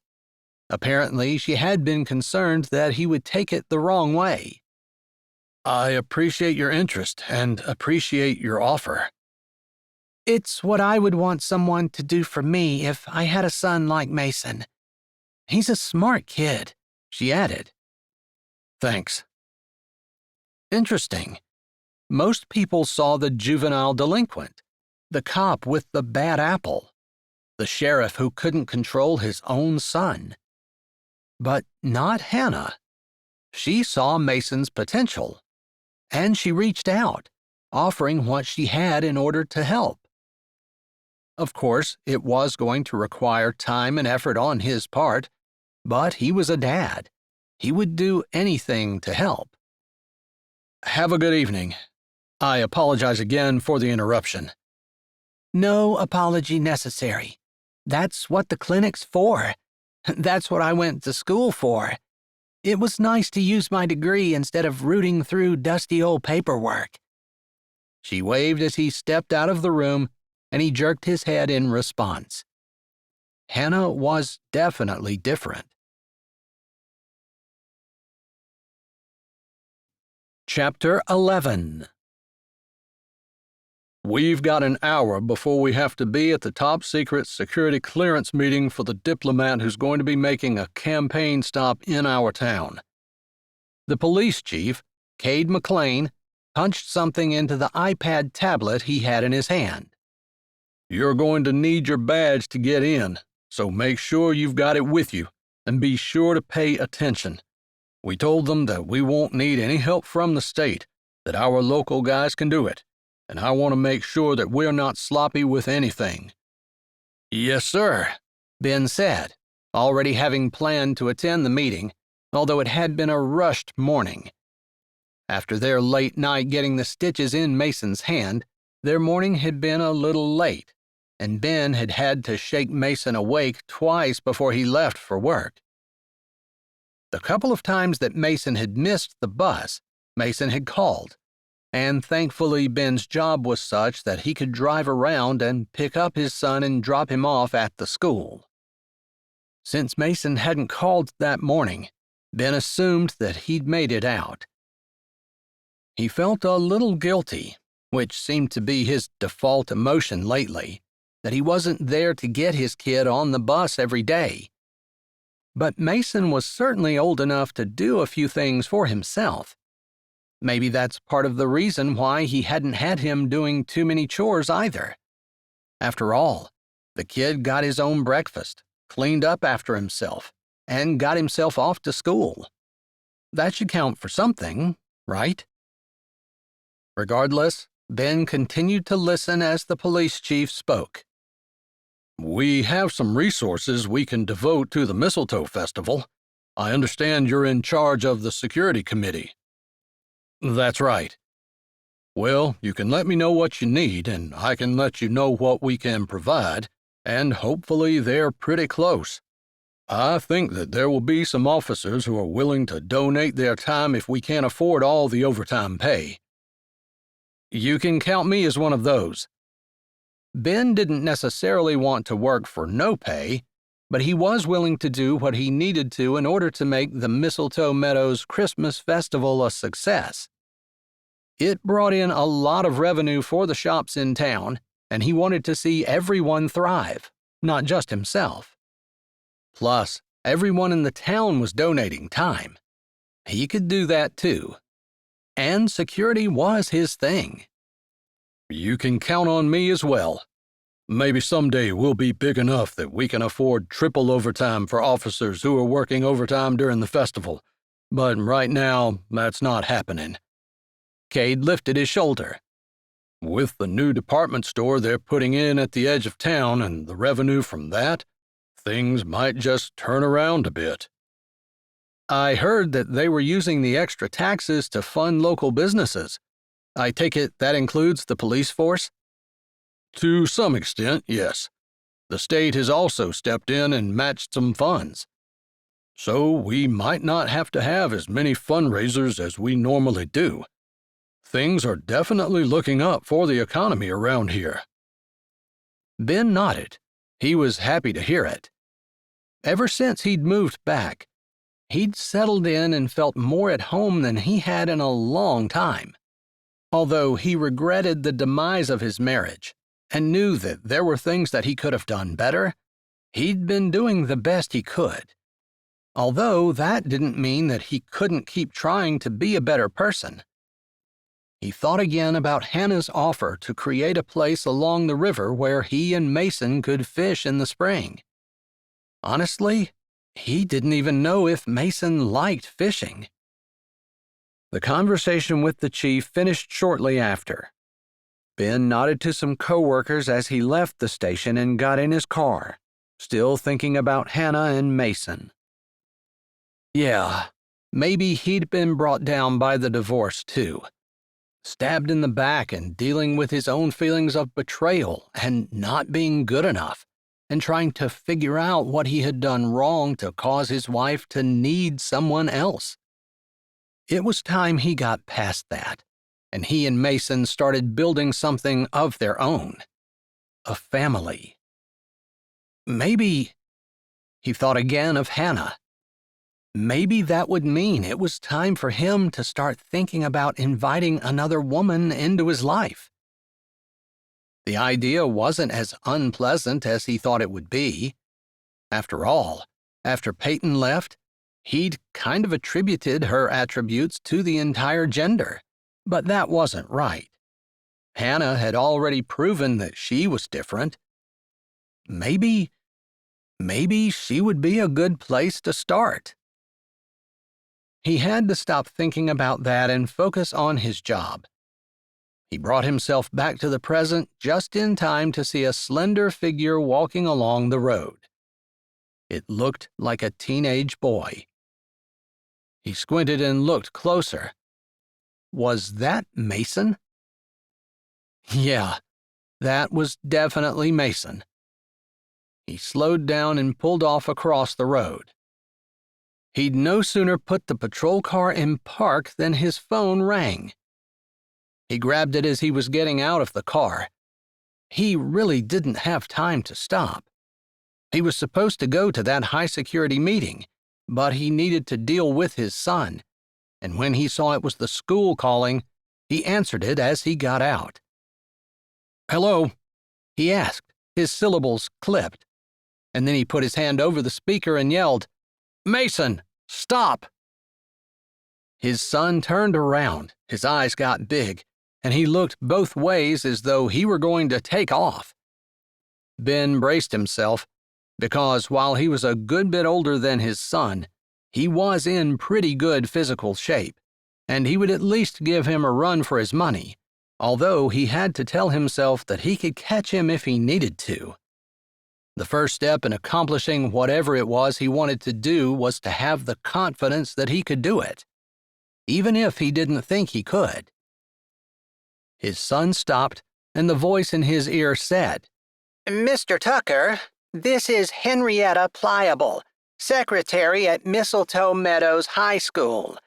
I was calling to say that we've had several people stop in the office and say that your son arrived at school on the school bus and then walked off the property. I don't know if that's true or not. Was he supposed to be absent today?" "No, he was supposed to be there. I'll get to the bottom of it and talk to someone in the office." He wasn't going to say that his son was staring at him now, although he was. Ben had reached him and stopped right in front of him. "That sounds good." "Thanks," Ben said. He swiped off and stared at his son. What's going on? There was no anger in his voice, thankfully, although he felt it burning in his chest. Did his son understand that he was trying to do his job and be a father and a good citizen, and Mason was making his life exceptionally difficult? But this wasn't about Ben. This was about Mason. He had to remember that. Because of Ben's bad choices, Mason's life had been exceptionally difficult. "I'm skipping school," What does it look like? Mason said with his typical sarcastic attitude. Get in the car, Ben said, turning and walking toward his patrol car. He'd forgotten until he was halfway there that he was headed toward the high-security meeting, and he wouldn't be able to take his son. What was he going to do? He didn't quit walking toward the car and didn't turn around to see if Mason had followed. His son had darn well better follow, or there was going to be some severe consequences. The idea that this kid was supposed to go to school, knew it, and had chosen not to, although he probably should get some points for getting on the bus at least, and getting out of bed before that. If he were going to skip school, the smarter thing to have done would have been to just sleep in. Ben wouldn't have thought to look for him in his bed, not until he'd gotten the call from the school, and now he wouldn't have had time. He opened his car door and saw Mason walking around to the other side, and he couldn't deny the relief he felt in his chest. At least the kid listened, and he didn't have to have a confrontation right now. But what was he going to do with him? He got in and put the car in drive, pulling out on the road after checking for traffic. "Aren't you going to yell at me?" Mason asked, slouching in the seat. "Put your seatbelt on," Ben said, still whirling around in his mind, trying to figure out what to do.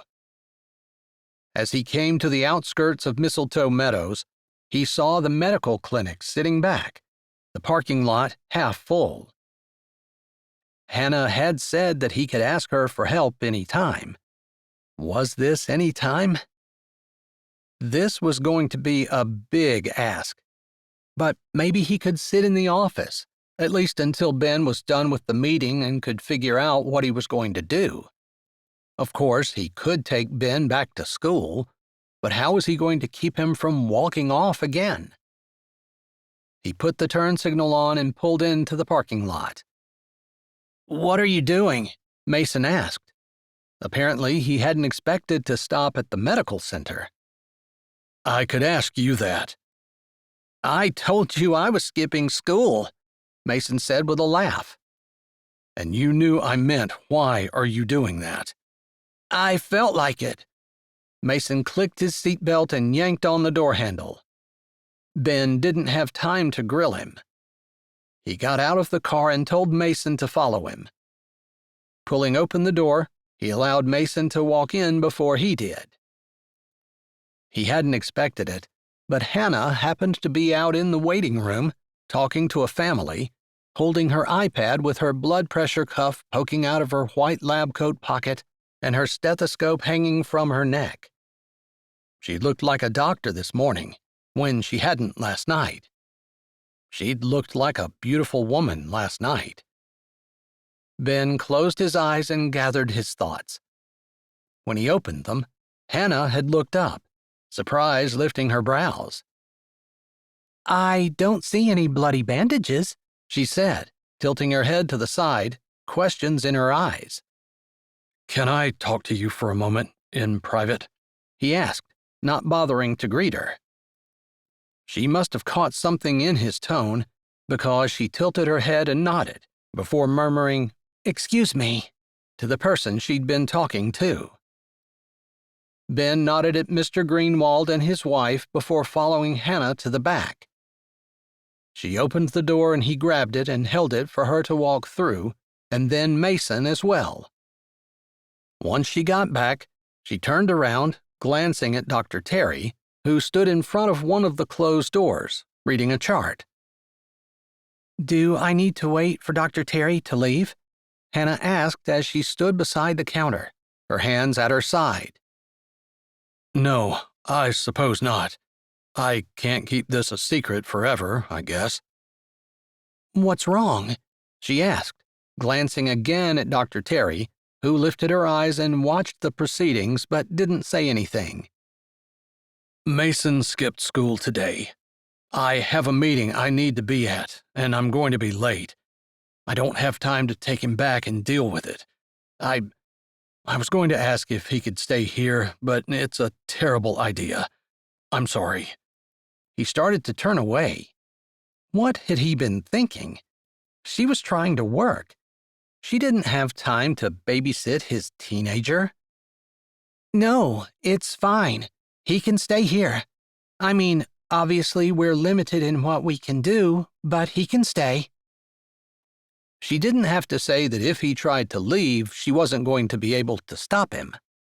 He was still bigger than his son, but Hannah was not. "I wouldn't expect you to do anything extra or extraordinary. I just want him to sit here and not move until I get back. I'll deal with him from there." "All right. I'm sure that'll be fine, right, Terry?" She glanced across the room at Dr. Terry, who nodded. "Of course. He's more than welcome to stay. I think we can probably put him to work, actually." She grinned while Mason rolled his eyes, and then she opened the door to the exam room and disappeared inside. "Go ahead, put him to work. I haven't figured out what I'm going to do, but I'll have a plan by the time I get back." "All right, that sounds fine," Hannah said. Then she grabbed a pen and a notepad that was sitting on the counter. "Do you mind giving me your number in case anything happens?" "Of course not." He rattled it off to her, and she scribbled it down. Then he saw her write his name underneath it and underline it. There was something about seeing her write his name. He wasn't sure why, but it sent an odd feeling seeping down his backbone. "I really need to leave. I'm sorry to saddle you with this." "You're not saddling me with anything. I noticed yesterday that Mason seemed to have an affinity for medical things. This might be a good opportunity to try it out. And you heard Dr. Terry. She's fine with it. You go on. We've got this, don't we, Mason?" Mason looked surprised, and then he nodded. "I'll stay," he said. Mason leaving was what Ben had been afraid of, and the assurance that he was going to stay was what he needed to hear. "I'll be back as soon as I'm done," Ben promised, and then he hurried off. He'd taken a job in a smaller town hoping for less hours, knowing he needed to try to figure out a way to piece his family back together, to piece the relationship between him and his son back together. He really needed to get on that, or he was afraid that he was going to lose him completely. Chapter 12. Hannah watched as Ben left. There was a part of her that admired his long-legged stride, the confident way he moved, and, yeah, a bit of arrogance. And despite herself, she found herself drawn to it. He was definitely a masculine man, and it was almost painful to see him out of his element, unable to deal with his teenage son, especially since it was so obvious that he loved him with all of his heart and soul. "Hey, Mason, I was just about ready to go into an exam room and put some stitches in. You're a bit of an expert at this. I'll have to get permission, but if I do, would you like to join me?" Mason turned and his eyebrows went way up. He probably had expected her to chain him to a desk somewhere, which honestly was her first thought. But there was something about the way he had been interested in taking his own stitches out last night that made her think that perhaps he had a natural bent toward medicine. "Really? I could go in with you? And help?" His eyes brightened, just as she thought. He really was interested. "Yeah, I'd do that." "All right, give me a second to check. I'm going to call you my assistant, and I'm going to say that you're shadowing me because you're interested in a career in medicine. Would that be a lie?" she asked, not wanting to tell her patients untruths. "No, I definitely am interested. I don't know if I'm smart enough to be a doctor, though." "It's not necessarily a matter of being smart enough. It's honestly just a matter of how hard you are willing to work and how much you're willing to sacrifice." She lifted her shoulder. I'm not any smarter than your average bear. That made him laugh, and she turned around and walked into the exam room where Karen Hutchinson sat with her son, Buster, who had wrecked his bike and needed stitches just above his eye. Mrs. Hutchinson, I have an assistant who's joined the practice, and he's shadowing me because of an interest in a career in medicine.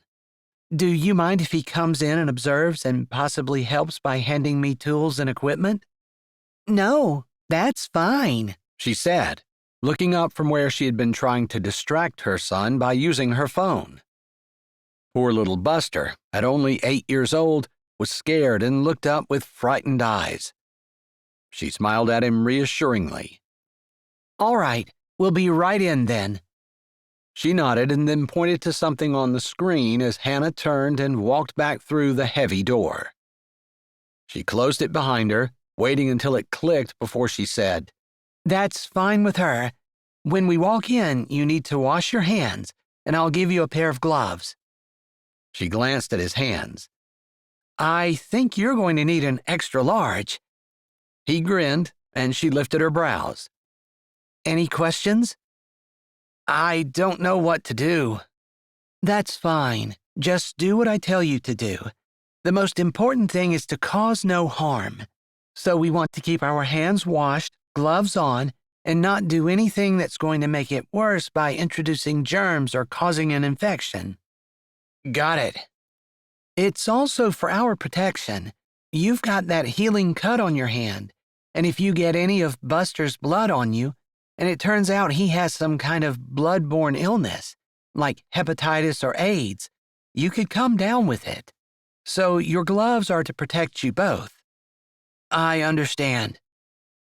He reminded her so much of Ben, the way he walked, the way he talked. It was obvious they were father and son, and Hannah hid her smile. Mason probably would not appreciate being told that he was the spitting image of his dad. Not right now, anyway. Mason did exactly as he was told, going to the sink behind her and using soap to wash his hands after she was finished.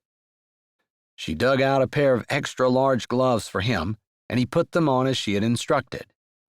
He seemed interested the entire time as they administered the Novocaine, made a little small talk while they waited for it to take effect, and then began to stitch Buster's eye. She explained that she was stitching some of the inner membranes together first, using a suture that would dissolve without having to be taken out. That made Mason grin, and they shared a smile, remembering how he had said he wanted to take his own stitches out. She explained what she was doing as she was doing it, and to her surprise, Mason seemed interested in the entire thing. After they were done, she explained that medicine was not just about healing, but also about having a conversation with the patient, passing the time, getting information by asking casual questions, and paying attention to the cues that they gave off. That was something she hadn't expected in medicine. She'd thought she'd just be doing the straight-up administering, using her skills to save lives. But it was so much more than that. Because humans weren't just bodies. They were souls and spirits, too. Mason followed her as she went to 2 other exam rooms, one containing a little girl who had strep throat. She was able to use the tongue depressor and show the telltale white spots to Mason. The next was for a toddler who had an ear infection. Mason seemed fascinated as she held the scope and allowed him to view the red and inflamed eardrum. She put it in the other ear and showed him the healthy one, with the mother's permission, of course. After that, her phone buzzed with a text. I got called out to an accident on the interstate. Is Mason okay? Or do I need to figure out how to take him off your hands? She glanced at Mason. It's your dad. He's been called out to an accident. Are you okay? I'm more than okay. I don't ever want to leave here. She grinned. Maybe I can arrange that. Perhaps not the ever part, but if you're serious, I might be able to figure something out. Figure something out? She gave him a grin and then sent a text to Ben. Mason is fine. Would it be okay if I called the school to see if he could do an apprenticeship here? The answer came back immediately. Are you serious? I am. He's a natural, and he loves it. Heck yeah. I can call. You'll probably have to, too. But you do the accident now, and I'll get the ball rolling at the school. You can pick it up when you have time. Thanks. His reply was short, but she had no doubt it was heartfelt. I have a couple of phone calls to make, so I'm going to see if Dr. Terry is okay with you shadowing her while I do that. Okay?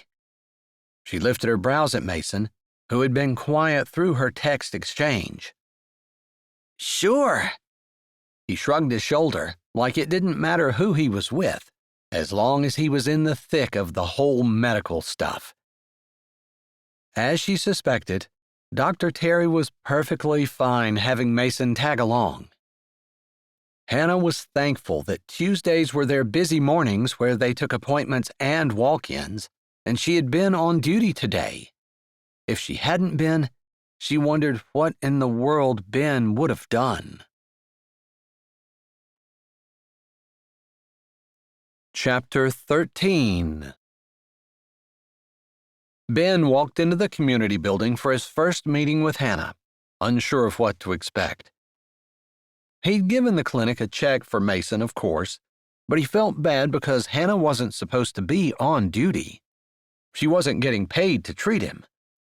Still, he couldn't deny that he was appreciative of the care she'd given, but even more so, she'd been able to connect with Mason in a way that so many people hadn't since they'd moved here.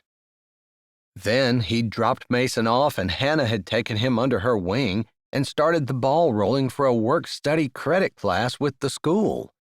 He owed her, and admired her. He hadn't considered allowing Mason to be out of school on a work-study program, not until Hannah had suggested it. It looks like you beat me, Hannah said from behind him, causing him to turn around. I didn't realize it was a race. She lifted her shoulder. It's not. It's just, usually I'm the first person anywhere. It's an odd quirk I have where if I'm not a half an hour early, I feel like I'm late. He smiled and nodded. That suited her type A personality, the personality that surely drove her to become a doctor. I have a tendency to be early as well. He paused and then closed his mouth. He'd almost said that was one of the things he and his ex had always disagreed on. He believed being early was a sign of respect to whoever the person was meeting. She was perpetually late for everything, and he felt like it was disrespectful. She felt like there wasn't anything wrong with it, although she couldn't justify or even excuse the habit. I guess since we're both here, we can get started early, she said, smiling as she set the bag down on the table. Looks like you brought some things to take notes with, he said, wondering if he should have brought something. His hands were empty. He hadn't even brought a pen. I have a tendency to not remember things unless I write them down. I see. Before we get started, I did want to thank you for what you did the other night with Mason. She waved a hand in the air, as he figured she would. It's no big deal. That's my job. It's not your job that late at night. You saved us a 2-hour trip down the mountain, and it's more than what you did stitching him up. She pulled things out of the bag and brushed off his comment, but he didn't want to let it go. Since we've moved here, Mason has struggled. Actually, he was struggling far before we moved, and I hadn't considered giving him some kind of interest like that. I've talked with the school, and at first, they were reluctant to allow him to change his schedule. When I spoke with them, they said they didn't reward bad behavior with perks that not every student got. She rolled her eyes and lifted her chin. But I told them that he had a knack and a gift for medicine, and it wasn't up to them to dictate or keep someone from their calling. His brows lifted. So that's what had happened. I wondered what had caused it to change from my first phone call to my second, because after the first, I got the impression that they were not going to allow it, and then something shifted. It must have been you. He owed her far more than he had even realized. She waved it off again. It's not a big deal. Mason was born to practice medicine. I love the way you see that in him. Most people just see a kid who's bent on getting in trouble. He was talking about himself there too, because that's exactly how he had been seeing his son lately, as someone who wasn't interested in anything but causing problems. When had he lost that vision? He wasn't sure, but he knew that he owed Hannah for giving it back to him, and for seeing the potential rather than focusing on Mason's faults. When I look at someone, I try to see the good. After all, I don't want someone to look at me and just see my faults. I don't want them to see all the problems and all my flaws, because there are a lot of them. I don't know about that, he said, even though he knew he was kind of arguing with her. Trust me, they're there. But isn't that what we usually focus on? The problems? I do that in medicine all the time. I look at someone and I'm looking at whatever health issue they have. That's the biggest thing. And I forget to look at them and see that they're a mostly healthy person. We're just trained to see the faults, the flaws, the problems.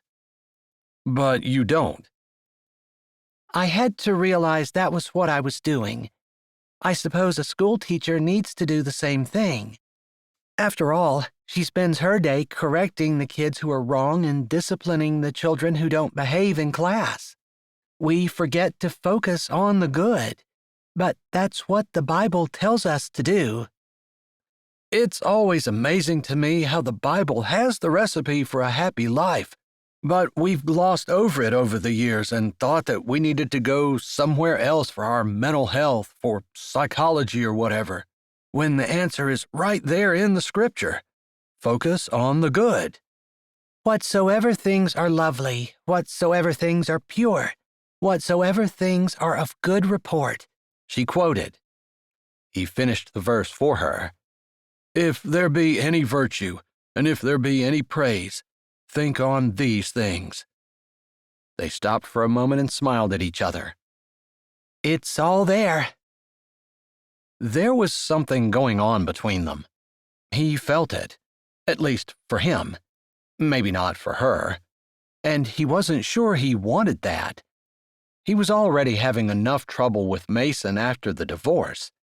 He didn't want to go through that again.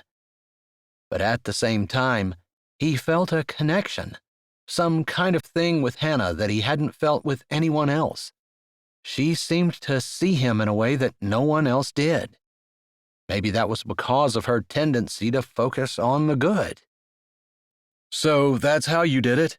You just realized you weren't and made sure you started to? It's not easy to change your thinking. But yeah, I knew that was what I was doing, constantly focusing on the negative.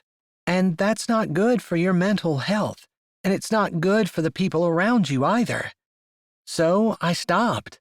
Little by little, piece by piece, which is also in the Bible, line upon line. Precept upon precept, here a little, there a little. He finished. He liked the way they said verses together, both of them knowing the same ones. That was something else he didn't share with anyone else. It felt like there was something in the air between them, and he wanted to ask if it was just him or if she felt it too. Instead, words that he hadn't even been thinking about came out of his mouth. I remember you from when we were kids. Really? I didn't think you did. Yeah, you were always pretty studious, sitting around with your nose in a book or a notepad and pen, he said with a glance at the notebook that she had taken out of the bag and set on the table. A ghost of a smile swept over her mouth, but she still hung on his words. You were always with your grandma, too. And I got the impression that you were one of those goody two-shoes, teacher's pet kind of things that if we were in school together, I would be the bad boy in the corner and you would have been the goody-goody sitting in the front and getting A's. Her brows lifted. I had no idea you saw me like that. He lifted his shoulder. He hadn't meant for any of those words to come out. He wasn't sure why they did, other than that was the connection that he felt with her, that he had known her for years, even if they had never really talked. I didn't know you even noticed me. You were so busy with your cheerleader girlfriend and all of your other friends that I can't believe you even remember. He remembered. He remembered her honey blonde hair, pulled back away from her face, falling in curls down her back, her dreamy eyes behind her glasses, and the way he'd thought that she was way too good for him. So he hadn't even paid attention to her. He supposed he was right. Here he was, a sheriff in a small town with a troubled son, while she had gone on to become a doctor. Why are you practicing in our small town? You wanted to come back? Clouds covered her face, and the smile that had been hovering around her lips completely faded. She looked down. No. The word was so soft he barely heard it. Obviously, he'd stumbled on something that she didn't want to share, and he remembered what she'd told Mason about her own troubled childhood. Never mind, you don't have to answer that. She paused for a moment, with her head down, as though thinking about it. Then she lifted her eyes to his, and he understood that maybe she understood about the pain that Mason was going through because she had some of her own. It's just fresh, that's all. Probably more fresh than it should be, considering that it's been more than a month. That's not very long in the grand scheme of things. It took me a lot longer than that to get over my divorce. Sometimes I wonder if I'm actually over it. Because you're still in love with your ex? She asked, and there didn't seem to be any jealousy there, although he wouldn't expect there to be. He shook his head immediately. No, she was a mistake I shouldn't have made to begin with. But I would have made the marriage work because that's what I do. That's the right thing to do. When you make vows and pledge your life to someone, you don't quit just because you realize that the person you chose was not a good choice. He lifted his shoulder. It's just when you start to build a life with someone and they basically destroy it before they walk out. Or maybe their walking out destroys it, I'm not sure. There's pain there where there didn't used to be. I see. She nodded. It's kind of the same for me. I made a mistake. It wasn't anything life or death, but it could have been. And I was terminated immediately. I wasn't given a second chance, and I wasn't given an opportunity to make it right. Everything that I had been working for was gone in that instant. She pressed her lips together. I can understand it. Doctors can't afford to make mistakes. People can die when doctors make mistakes. But it was just hard, that's all. I bet. But I've come to understand that sometimes when things happen that you wish hadn't, that you weren't expecting, or things that turn your entire life around, like a divorce or something of the sort, God's in it. He really is. She touched the notebook on the table, and her finger slowly traced the spiral rings along the side. Coming back to Mistletoe Meadows has been so good for me. I hadn't realized how much of myself I had lost in my pursuit of a medical degree and then in my pursuit of medical prestige. I had everything I wanted all laid out, and I'm just not sure that... In fact, I know that it wouldn't have been the best thing for me to do. Not even a little bit. I'm so glad it happened. It still hurts a bit. I'm not saying that it doesn't, but the change was good for me. And God knew it all along. He nodded. He could see what she was saying. His divorce had been a shock, and like he had said, his entire world had crumbled to the ground, but it absolutely had been good for him. I can see what you're saying about me. It's true. I would have stayed with her until I died, but it probably wouldn't have been a good thing. Coming back to Mistletoe Meadows was definitely a nice benefit of that, but I'm not sure that it's been the best thing for Mason. He's struggling. He shoved his hands in his pockets and resisted the urge to pace. I know eventually it could be the best thing that ever happened to us, but he has to choose to make it that. I think he's found something that he's interested in. I definitely think he's found something that he's good at. Whether or not he sticks with it for the rest of his life, I don't want him to feel like he has to, but I think he needs an outlet, and this could be it. I've noticed a change in him in the last few days, and you've been instrumental in that, I know. We've been at the river a few times, too. I heard you down there running a chainsaw or something. Yeah, there's a bunch of firewood to cut up. I figured I'd bring it up and stack it by your door if you want it. I just hadn't gotten around to offering it. He'd totally forgotten all about it. Every time he saw her, he thought about the connection they had, something he really felt was attraction between them.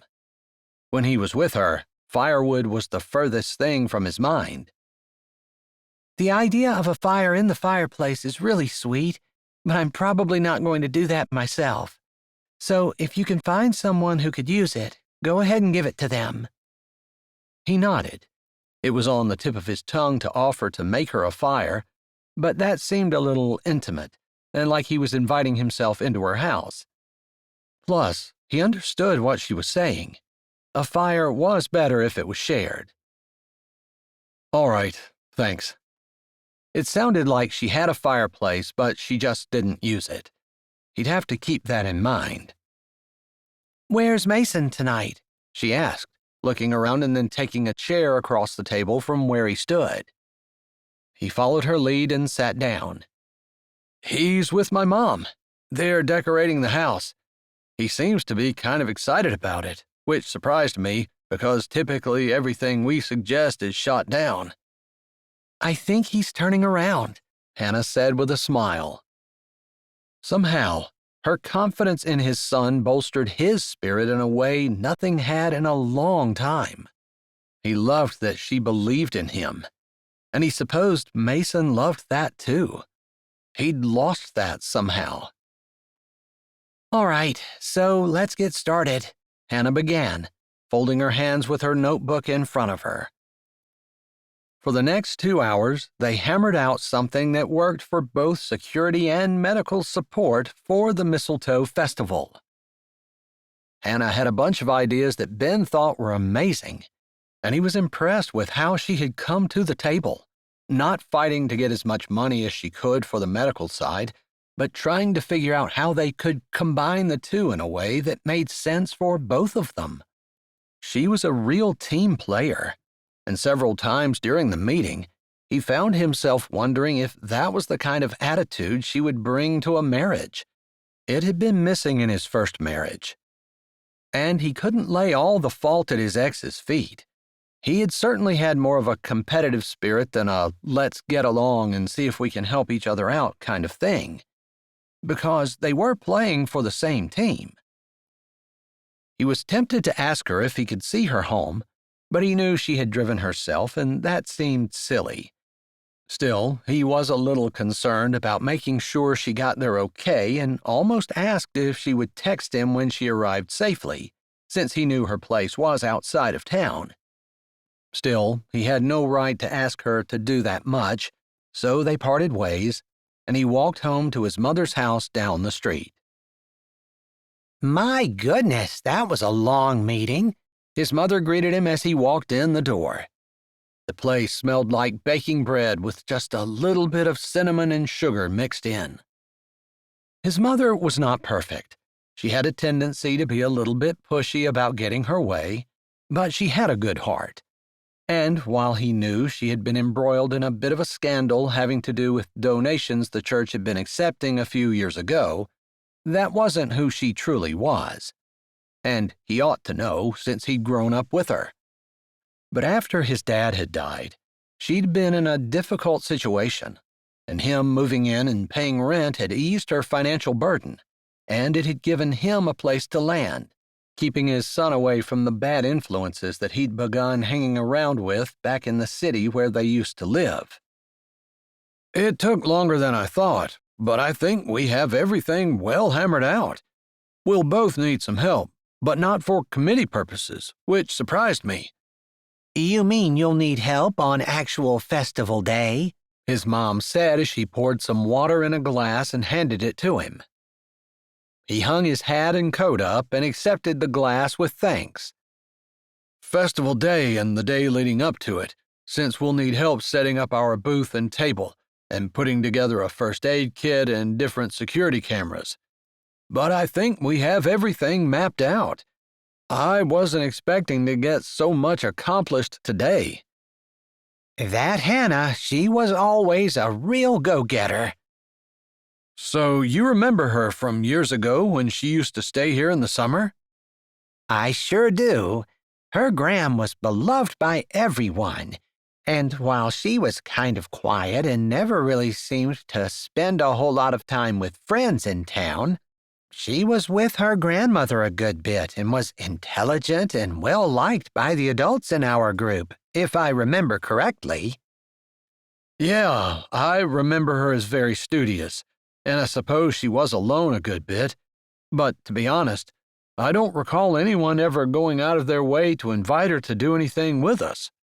We all went to school together during the year, and she was kind of an outsider. That's true. I do think she had more friends at the church she attended, which, at the time, we were going to a different church. That helps if you see people in some kind of social situation where you get to know them. Ben knew his mom was right. Where's Mason? He asked, glancing around and not seeing him in the living room or sitting at the dining room table. He finished up his homework and then said he wanted to get to bed early because he didn't want to miss the bus again, since the school counselor, Kate, told him that in order for him to be able to do his work-study program at the medical center, he couldn't afford to be late to school anymore or he would jeopardize it. Wow, Ben had to admit being rather surprised. It was only 10 o'clock and his son went to bed voluntarily? Again, he had Hannah to thank for that.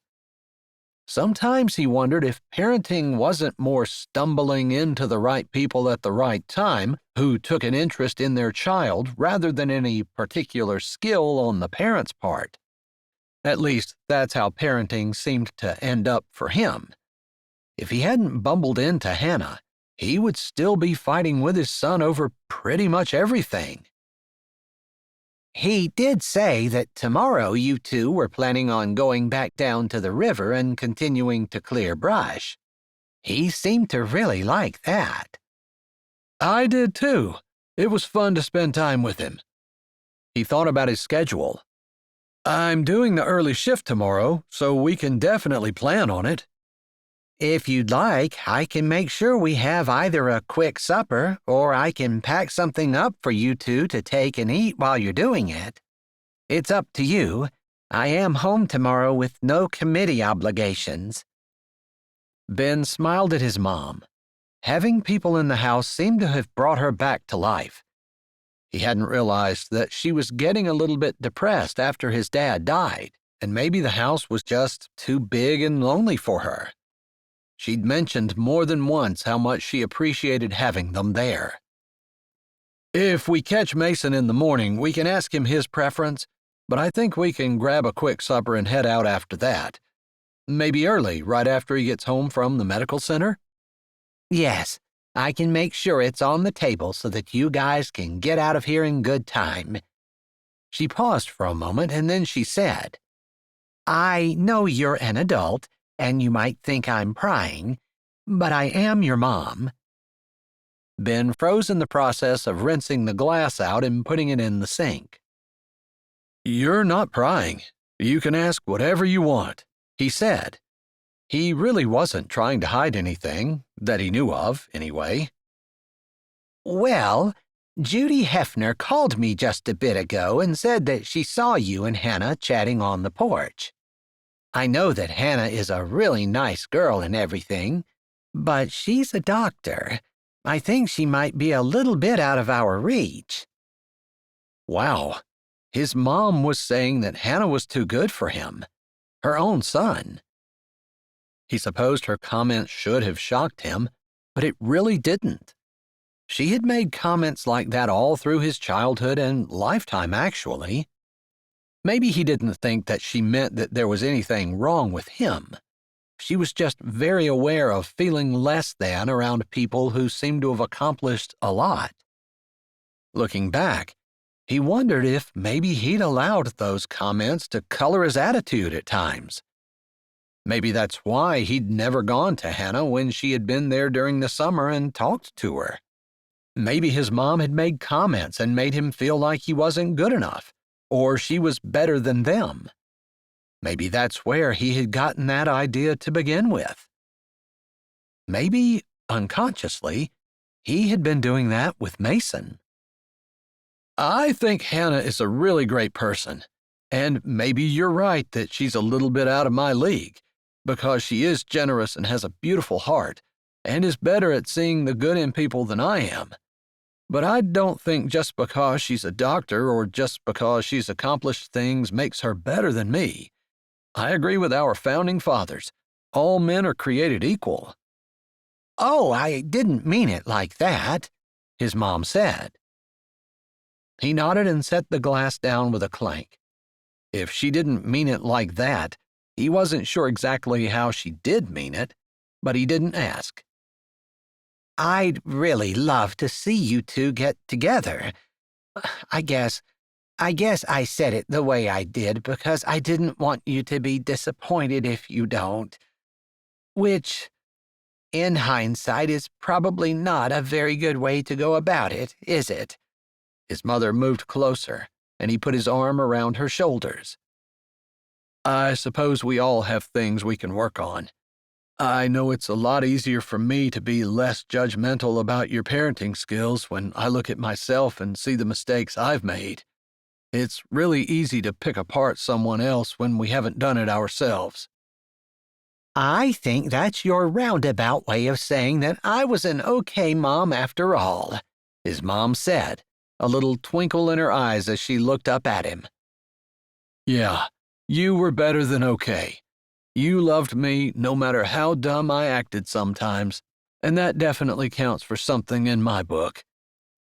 "You were always a good son, and you're a good son now, and you have a really awesome son of your own, and I'm so thankful you're here. I guess I didn't realize how lonely I was until the two of you moved in." "Well, good, because I'm happy to be here too." It was getting a little mushy, and it was making him a little bit uncomfortable, but his mother was smiling and he didn't pull away. She really had done her best, and she definitely had made some sacrifices for him, which at the time he hadn't appreciated or even noticed. That seemed to be the thing with parenting. It was a type of job that didn't get appreciated until years after it was done. In fact, a child had a tendency to really not appreciate their parents as they were going through the parenting process. Well, he could correct it now, because his mom really was a wonderful person. And she might have been jumping the gun a little bit about things between Hannah and him, but it made him think about how much he admired and appreciated Hannah. "Ben." "Yeah?" "I just want you to remember one thing for me, okay? "What's that?" Life is shorter than you think it is." Chapter 14. Hannah hummed softly along to the Christmas music playing out of the speaker in her living room as she hung another bulb on the tree. All of her Gram's antique Christmas decorations had been in the attic, and she'd been slowly bringing them down and putting them up in her spare time. Outside, a few stray snow flurries fell past the front porch light as the lights twinkled in her living room and the scent of her cowboy butter meatloaf hung in the air. It had been one of her grandma's cherished recipes, and, while Hannah's didn't taste exactly like she remembered, it had been pretty good. Her tree was almost completely done, decked the way her grandma always had it, and it fit perfectly with her memories. She smiled, glancing over at the Christmas town sitting on the buffet, which had been her favorite decoration of all time when she was younger.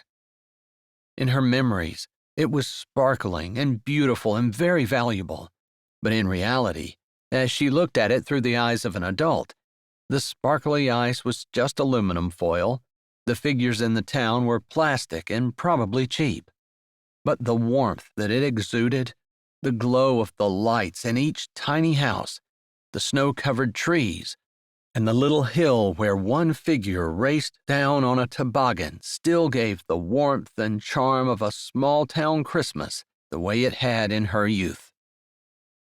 She stepped back, reaching for her hot chocolate and taking a small sip, savoring the sweet goodness as she studied the tree with approval. Her Gram would have been proud of her. She couldn't have done it better. As Deck the Hall stopped playing and there was a pause between the songs, she could hear the faint sound of a chainsaw. Glancing at her watch, she saw that it was almost 9 o'clock and had been dark for several hours. But Ben and Mason were still down by the river, working with the lights from his truck headlights, she assumed.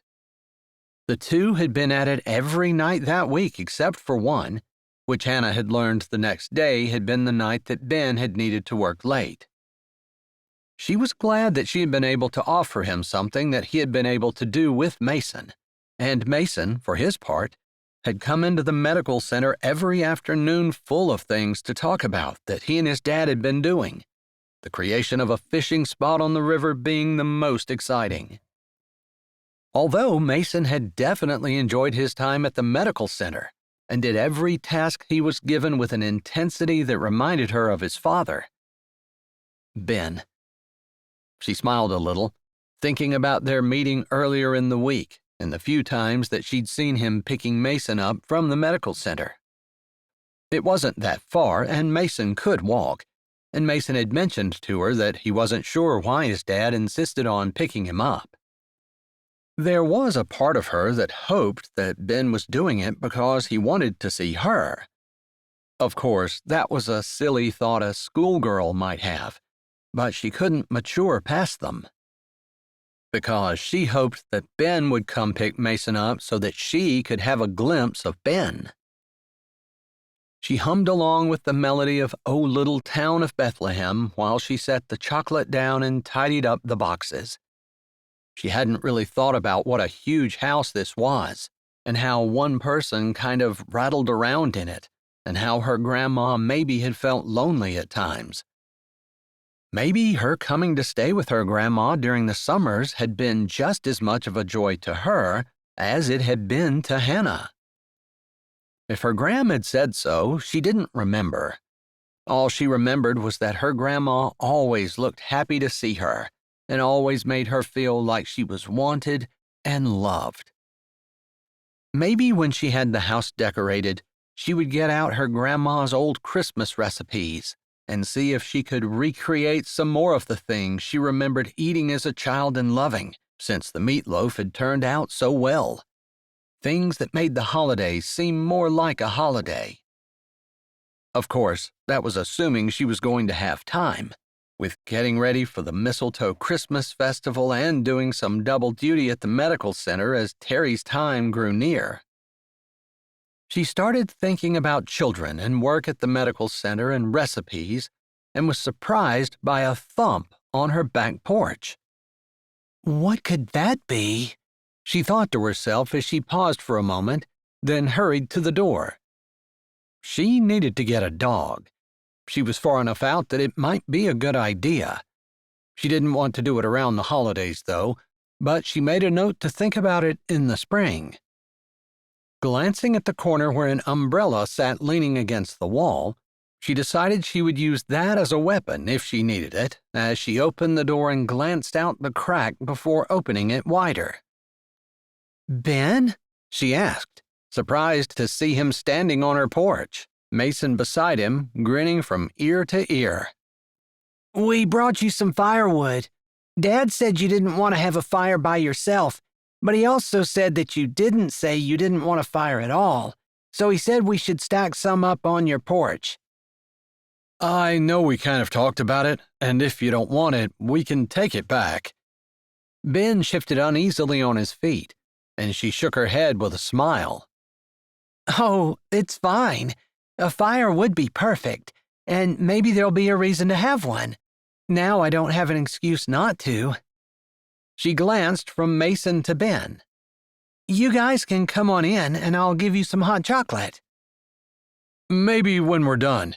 We have enough firewood to make about 3 more trips each, Ben said, his brows raised as though asking if she wanted that much. That would probably be more than enough for me for the year and then some. Sounds good. Anything else we get, we'll make sure we give away to someone else. All right. She lifted her brows. 20 minutes, and I'll have hot chocolate waiting for you. She paused. I have some cowboy butter meatloaf left from supper that I could warm up as well. Mason's eyes lit up. Ben grinned. We're not turning down food and hot chocolate, apparently. We'll be in if it's not too much trouble. She glanced at Mason's eager eyes and figured that the kid was a typical teen and hungry all the time. No trouble at all, she said, and she meant it. In fact, now the evening seemed much brighter, considering that she was going to have some company and she could serve them something that would warm their insides and make them smile. She hummed along to Joy to the World as she bustled in the kitchen, heating some milk for the hot chocolate and getting mugs ready as the meatloaf warmed in the microwave. It was almost 20 minutes later when there was another knock at the door. She went to answer it and was surprised to only see Ben standing there. Mason? She asked, looking over his shoulder, even though the porch was completely deserted. There's one more load to bring up, and Mason asked if he could do it because he wanted to be able to drive the pickup. At that age, driving anywhere is a special treat. He blew out a breath as though he were nervous, but she couldn't imagine why he would be. I can wait out here if you want me to. Of course not. Come on in, she said, opening the door wider so that he could come in. He pulled his hat off as he did so and stepped in on the rug. Don't worry about the dirt. My grandma always used to say that she would rather have people hear and show hospitality than have a clean house. I guess I'd never really thought about it, but I definitely feel the same. I think it's probably the biblical way to feel, although sometimes we tend to make our house a shrine. That's true. We're so worried about how it looks that we forget that it's supposed to be warm and welcoming, and people aren't supposed to feel put out or scared that they're going to break something. That's a cute miniature Christmas town, Ben said as they walked by her favorite decoration. That always makes my heart smile when I see it. Although I was thinking tonight how different it is looking at it through adult eyes. It was my favorite decoration when I was a kid, and still is, but it looked so much more magical back then, you know? Sometimes I wish I could still look at the world through a child's eyes, because everything seemed a little bit simpler. He paused for a moment, as though weighing his words, and then he said, Maybe it's just because I didn't have so much baggage. You talked a little bit about your divorce the other night, and I realized that I probably shared more with you about my termination from the hospital than I shared with anyone since I came.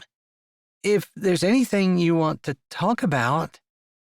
She let her voice trail off with a question at the end so that he could jump in if he wanted to. She had to admit she was curious, but also sometimes it just helped to talk about things.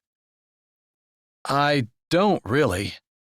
I guess I do feel guilty, but I wasn't the one who chose to cheat, you know? And you can't make someone love you when they've decided that they love someone else instead.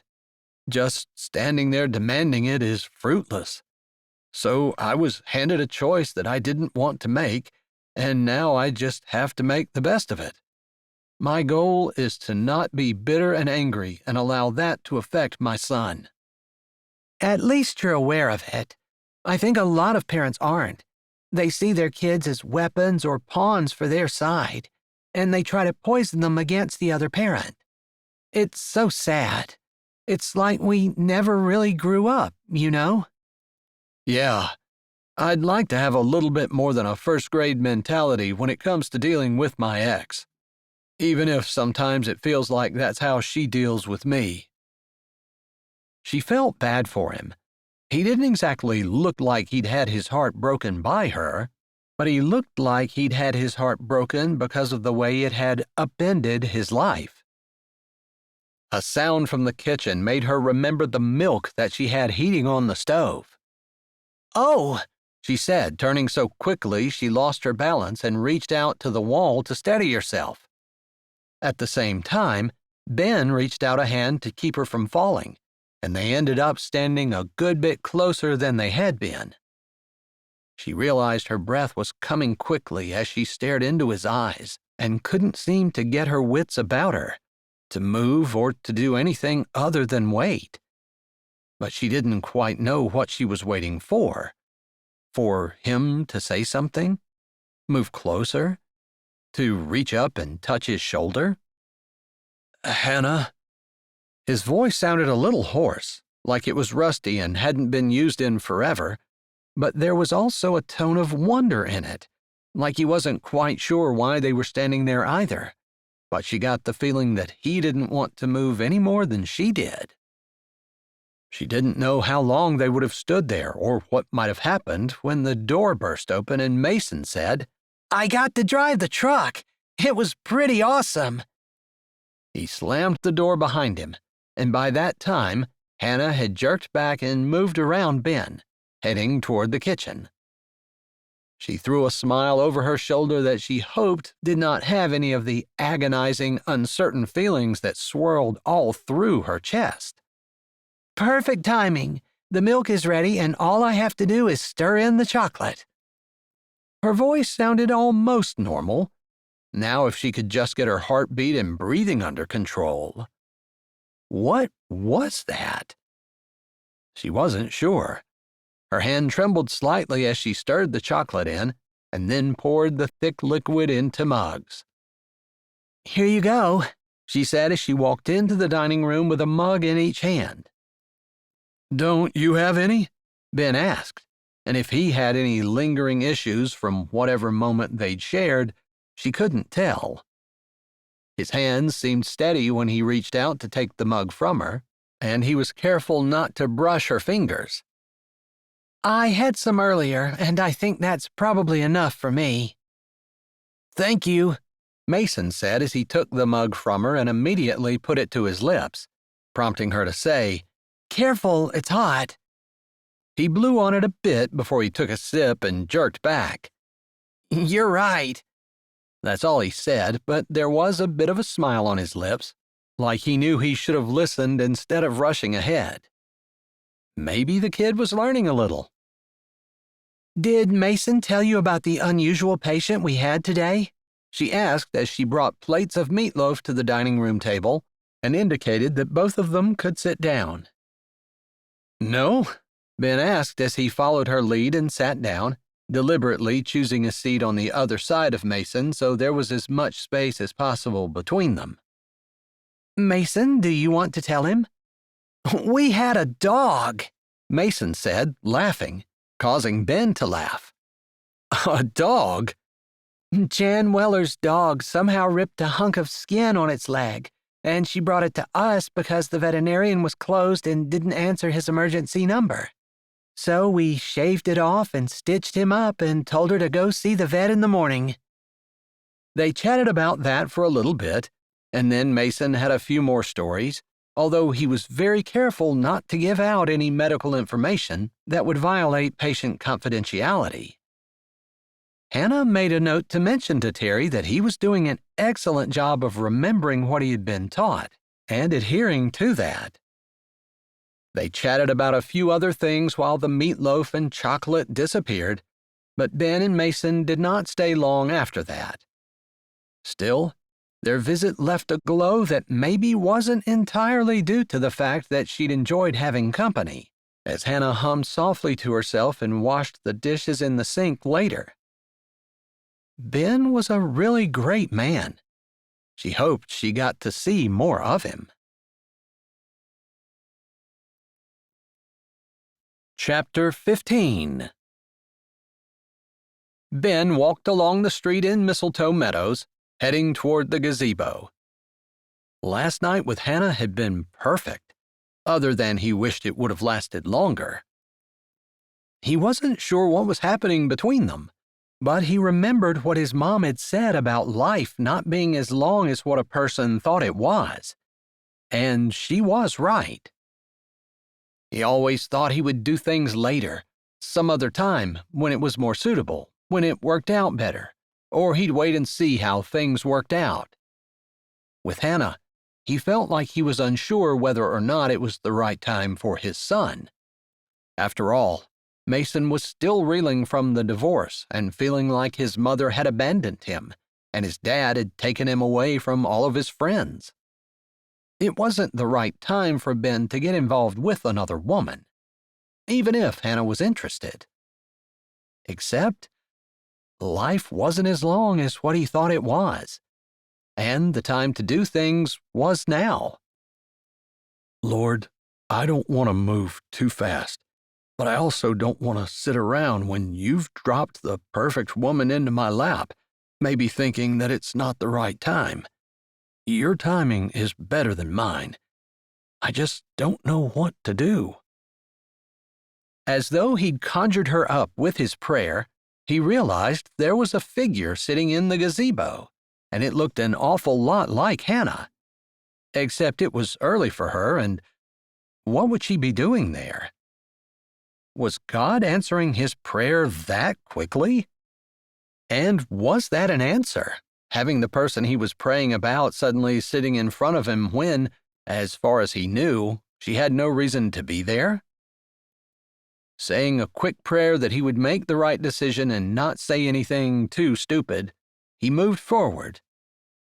I wasn't expecting to see you here this morning, he said. She startled a bit, then recognition entered her gaze, and she smiled. That's funny. I was thinking about you this morning. That was a good sign. He couldn't stop the grin that lifted his lips up. You were? He leaned against the pillar, putting one foot on the step and resting a hand on his thigh. He enjoyed looking at her, with her coat bundled up and a hat down over the top of her hair, which flowed out on either side. Her cheeks and nose were rosy, and her eyes sparkled as she sat with her hands in her pockets, her feet crossed at the ankle and tucked under the gazebo bench. Yeah, I probably shouldn't admit this, but I got up this morning thinking about how much I enjoyed last night. The hot chocolate, the Christmas music, having you and Mason cutting firewood and coming in to get warm and eat, and the idea of a fire in the fireplace. And you. I enjoyed myself. I'm glad to hear it. It's nice to know you were thinking about me. So much that I got up and got dressed and left for work and didn't even realize that I was about 2 hours early. He laughed. So maybe she really was thinking about him, to the point of distraction. He liked that. I definitely had a great time, and Mason did too. He mentioned several times how much he likes you. He's a great kid. He's been doing a fantastic job at the medical center.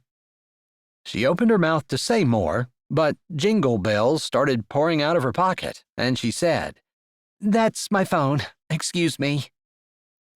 He nodded and pushed off from the post, turning his back, shoving his hands in his pockets and looking out over the town. Whoever had vandalized the gazebo had never been caught, and he'd been extra diligent while making his rounds. Of course, more than once he'd run into secret saint-type people who were coming back from doing their good deeds. He dealt with Roland McBride and didn't know a lot about it, other than the secret saint baton had been passed that year. After the spate of vandalism that had been happening, the people who were in charge of it had thought that he should know so that he wouldn't be suspicious of unusual activity that was actually aimed at helping people and not destroying the town. He smiled. The new secret saint was the perfect person for the job. No one would ever guess who it was. Today? Now? Oh, that's so exciting. There was a pause, and then Hannah said, Of course. I'm more than happy to do that. I can take care of it. Another pause. Oh no problem at all. That's what you hired me for. There were a few more words, and then Hannah hung up. By the time he turned around, she had shoved her phone in her pocket and stood up. It sounded like Dr. Terry might be having her baby, he guessed, assuming it was good news from the glow on her face as well as her smile. He had to admit that he was a little bit disappointed, because he was on the verge of asking her out, but she had gone from being relaxed and chill to acting like she wanted to leave immediately. Yes, that's exactly right. And if you don't mind, I need to get to the medical center. She was going to meet me there with a few last-minute things that I need while they're on their way to the hospital. All right. I don't want to hold you up, and I certainly wouldn't want her to end up having a baby on the way. So I'll just say it was nice seeing you, and I hope to see you again. She paused on her way down the steps out of the gazebo and looked over at him. He hadn't realized how much smaller than she was, a good half a foot at least. She seemed bigger, maybe because of her personality or because of the competence she displayed. He wasn't sure, but it kind of surprised him in a way. Not that he minded. She was the perfect size. Their eyes met, and this time, he didn't stop his hand as it reached up and touched her shoulder. She didn't step back, which he viewed as a good sign. I suppose you'll be extra busy for the next couple of weeks or more. Yes, we've been deliberately not scheduling appointments until after the new year, but all the emergency cases will be on my shoulders. With that and planning for the Christmas festival, I probably won't see you much. Probably not. Maybe it was his imagination, but he thought she looked a little disappointed. If you have time, maybe we could meet for coffee some morning before work, or hot chocolate in the evening. He knew he should let her go. He'd told her he would, and he didn't want to keep her when she needed to leave. But he also wanted to confirm that whatever was between them wasn't going to totally die before they could see if it went somewhere. I'd like that. Friday evening, 7 o'clock? He grinned. He wasn't sure if he had just asked her out on a date or if she'd commanded him out on one. Either way, he wasn't going to argue. 7 o'clock, hot chocolate at the Mistletoe Diner? Yes, it's a date, she said. Then her eyes got big and she clamped her mouth shut, like maybe she'd overstepped by calling their hot chocolate a date. It's a date, he confirmed, and her lips softened and curled into a smile. His fingers slid down her coat, and he lost contact with her. It was just a second later when she finished going down the stairs and hurried off in the direction of the medical center. He had a date with Hannah. Chapter 16. The next few days were an absolute whirlwind for Hannah as she handled everything at the medical clinic by herself, with Terry in the hospital. Thankfully, the birth was uneventful, and they had a healthy baby girl whose 2 older brothers were excited to welcome her home. Terry had mentioned to Hannah that she actually might be interested in hiring another doctor, one who might be willing to split part-time hours with her, who also had a family and would like to spend more time with them. Terry hadn't found anyone like that, but she said she'd been praying about it and hoped that God had the right person out there. That meant Hannah would be the full-time doctor, with 2 part-time doctors working at the clinic as well. Hannah was okay with full-time hours, but somehow being around Ben had made her think that eventually she might want part-time hours of her own to raise a family. She'd definitely come full circle from her days where she thought her career was everything and she put 60 or 80 hours a week into it. Friday couldn't come fast enough, and she practically humped down the street, despite the fact that she was exhausted. It was the most she'd worked since she left her job in the big city, and she had to admit she wasn't used to those kinds of long hours. Not anymore. And she didn't want to go back to them. She wanted, to her surprise, she wanted things she'd never wanted before. A quiet life, a cozy home with a loving husband and children running around. It seemed ideal in her head. Even after witnessing the issues that Ben had with Mason, she knew that there would be challenges with any children. Still, the idea of children and a family and building something that was full of laughter and love seemed much more appealing to her than having an illustrious medical career, even one that saved a multitude of lives. Not that there was anything inherently wrong with that. She admired the people who did it. But now that she'd been yanked off that track and dropped somewhere where she didn't expect to be, she could only think that it was God changing her life's direction. She smiled as she got closer to the diner, seeing that Ben was already there, his hands shoved in his coat pockets against the chill of the evening, as a few stray flurries drifted lazily down. He had been watching for her approach, and his eyes seemed to be glued on her as she got closer. She liked the way he watched her, liked he didn't want to take his eyes off of her, or more like he couldn't. It made her feel feminine and powerful in a not arrogant but appealing way.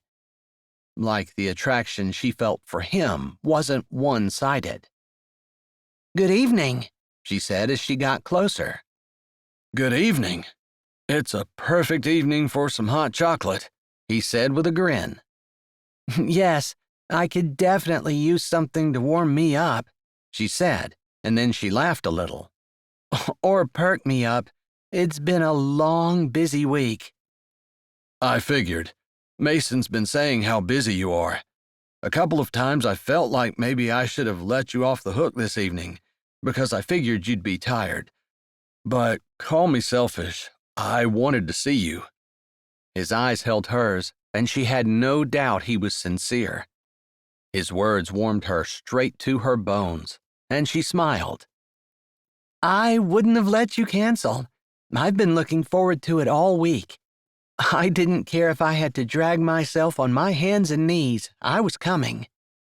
"I'm glad it didn't come to that," he said, turning and opening the door for her so she could walk in. She murmured a thank you and lifted her face to the warm heat that blew over the top of the door as she stepped into the delicious scents of fresh-baked bread, mingling with spices and herbs and chocolate. "It smells delicious in here," he said from behind her. "Boy, does it ever," she said. It was a seat-yourself kind of place, and she turned, allowing him to lead them to a spot, a corner booth that was both cozy and intimate, and right next to the window where they could watch the flurries, which were looking like they were getting a little more earnest as they began covering the sidewalk. "Maybe the weatherman is right after all. I was starting to think that it was just wishful thinking when he said we were going to get 4 inches tonight." she said as she slid into the booth and shrugged out of her coat. He laid his on the seat beside him and nodded. I have an old injury in my left knee that usually hurts when we're going to get snow or any kind of weather. It was hurting all day today, so I kind of thought that they might have been a little off on their timing, but it was coming. Well, now I know I can just ask your knee if I want to know what the weather's going to be doing. They laughed together. I was kind of hoping that it would be okay for me to actually get food along with hot chocolate. I just got off and haven't had anything all day. Oh, I'm sorry. Of course. I haven't eaten either, and if you don't mind, I'll do the same. I don't mind at all. The menus were on their placemats, and she perused it while asking, What about Mason? Has he eaten? Mom's got him covered. I had told her that I'd be meeting you, and then I called her earlier this afternoon when I realized I wasn't going to be home in time to have supper either. I bet your mom loves having you there, she said, deciding on the hot turkey dinner. She was definitely in the mood for some warm comfort food. I appreciate her letting us come. With the divorce, I needed to sell the house, not only because I didn't have enough equity to buy it myself, but also because I needed to get Mason away from the bad influences that he was hanging around back in the city. I see. She appreciated what that showed about him, the sacrifice he was willing to make for his son. The waitress came and took their orders, and then she picked up that thread of the conversation.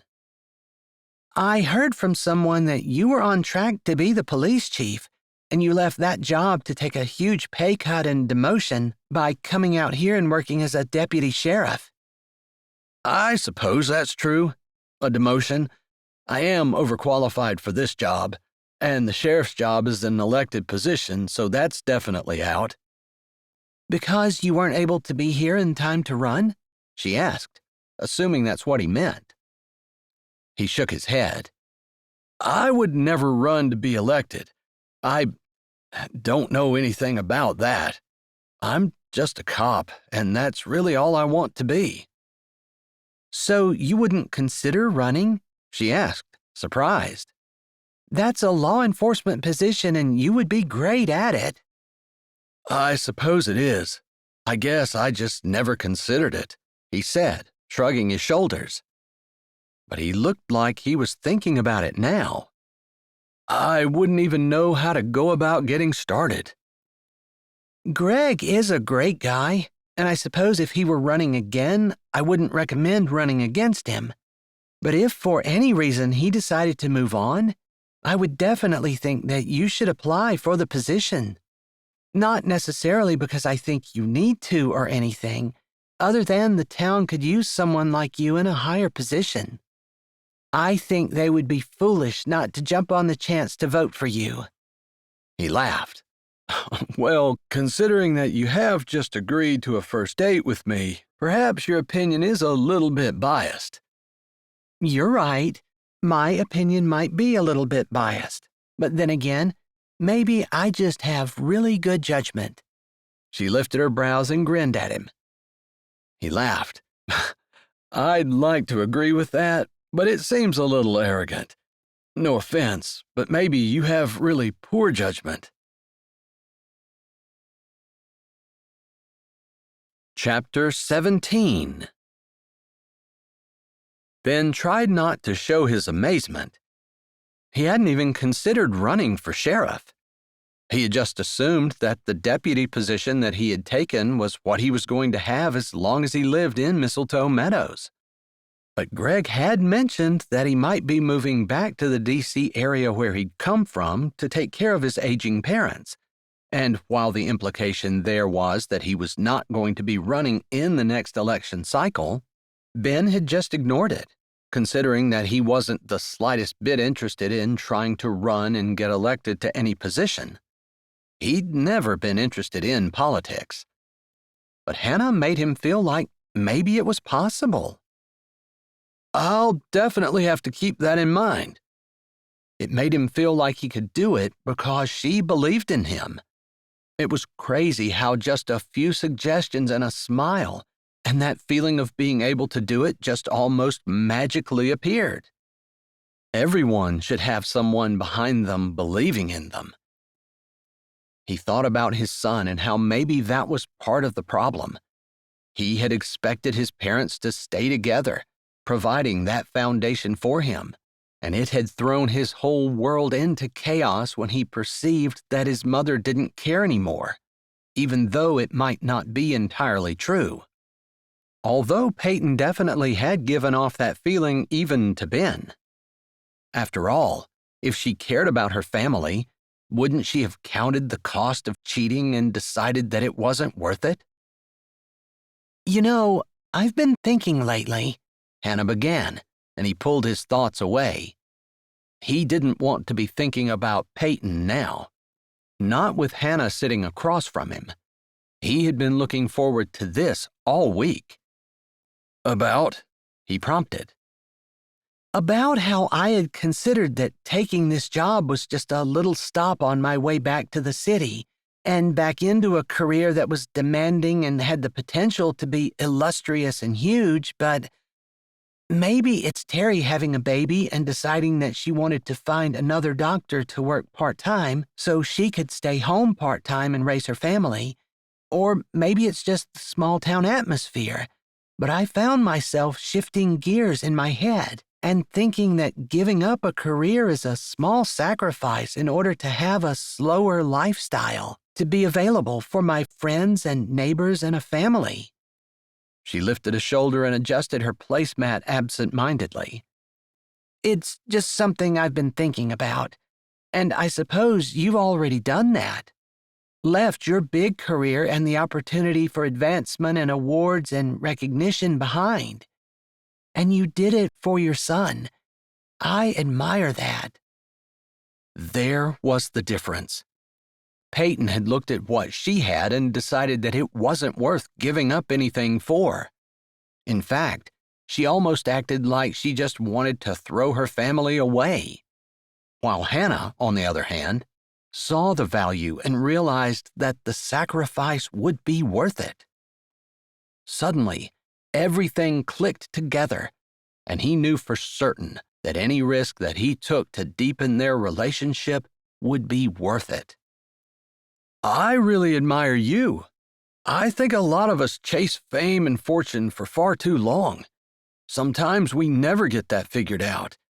And sometimes when we do figure it out, it's way too late. I think you figured it out at exactly the right time. While I can't say that I necessarily figured it out, I was more forced into it.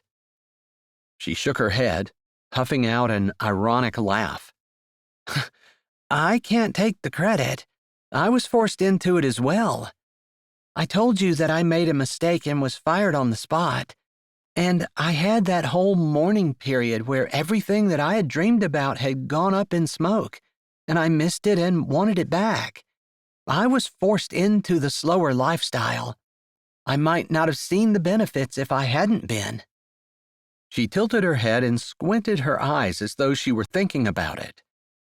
I struggle with that some, though, because to some people, it's a calling to be able to work long hours and save lives, to practice medicine in a way that is beneficial to a lot of different people, and I appreciate that dedication to their craft.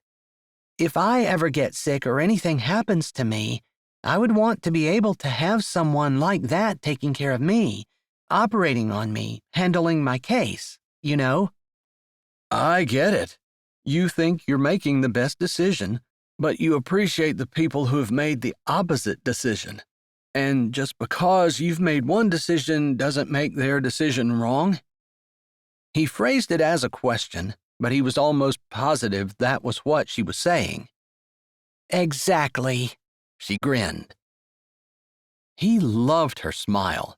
It lacked any artifice and just seemed to light up the entire room.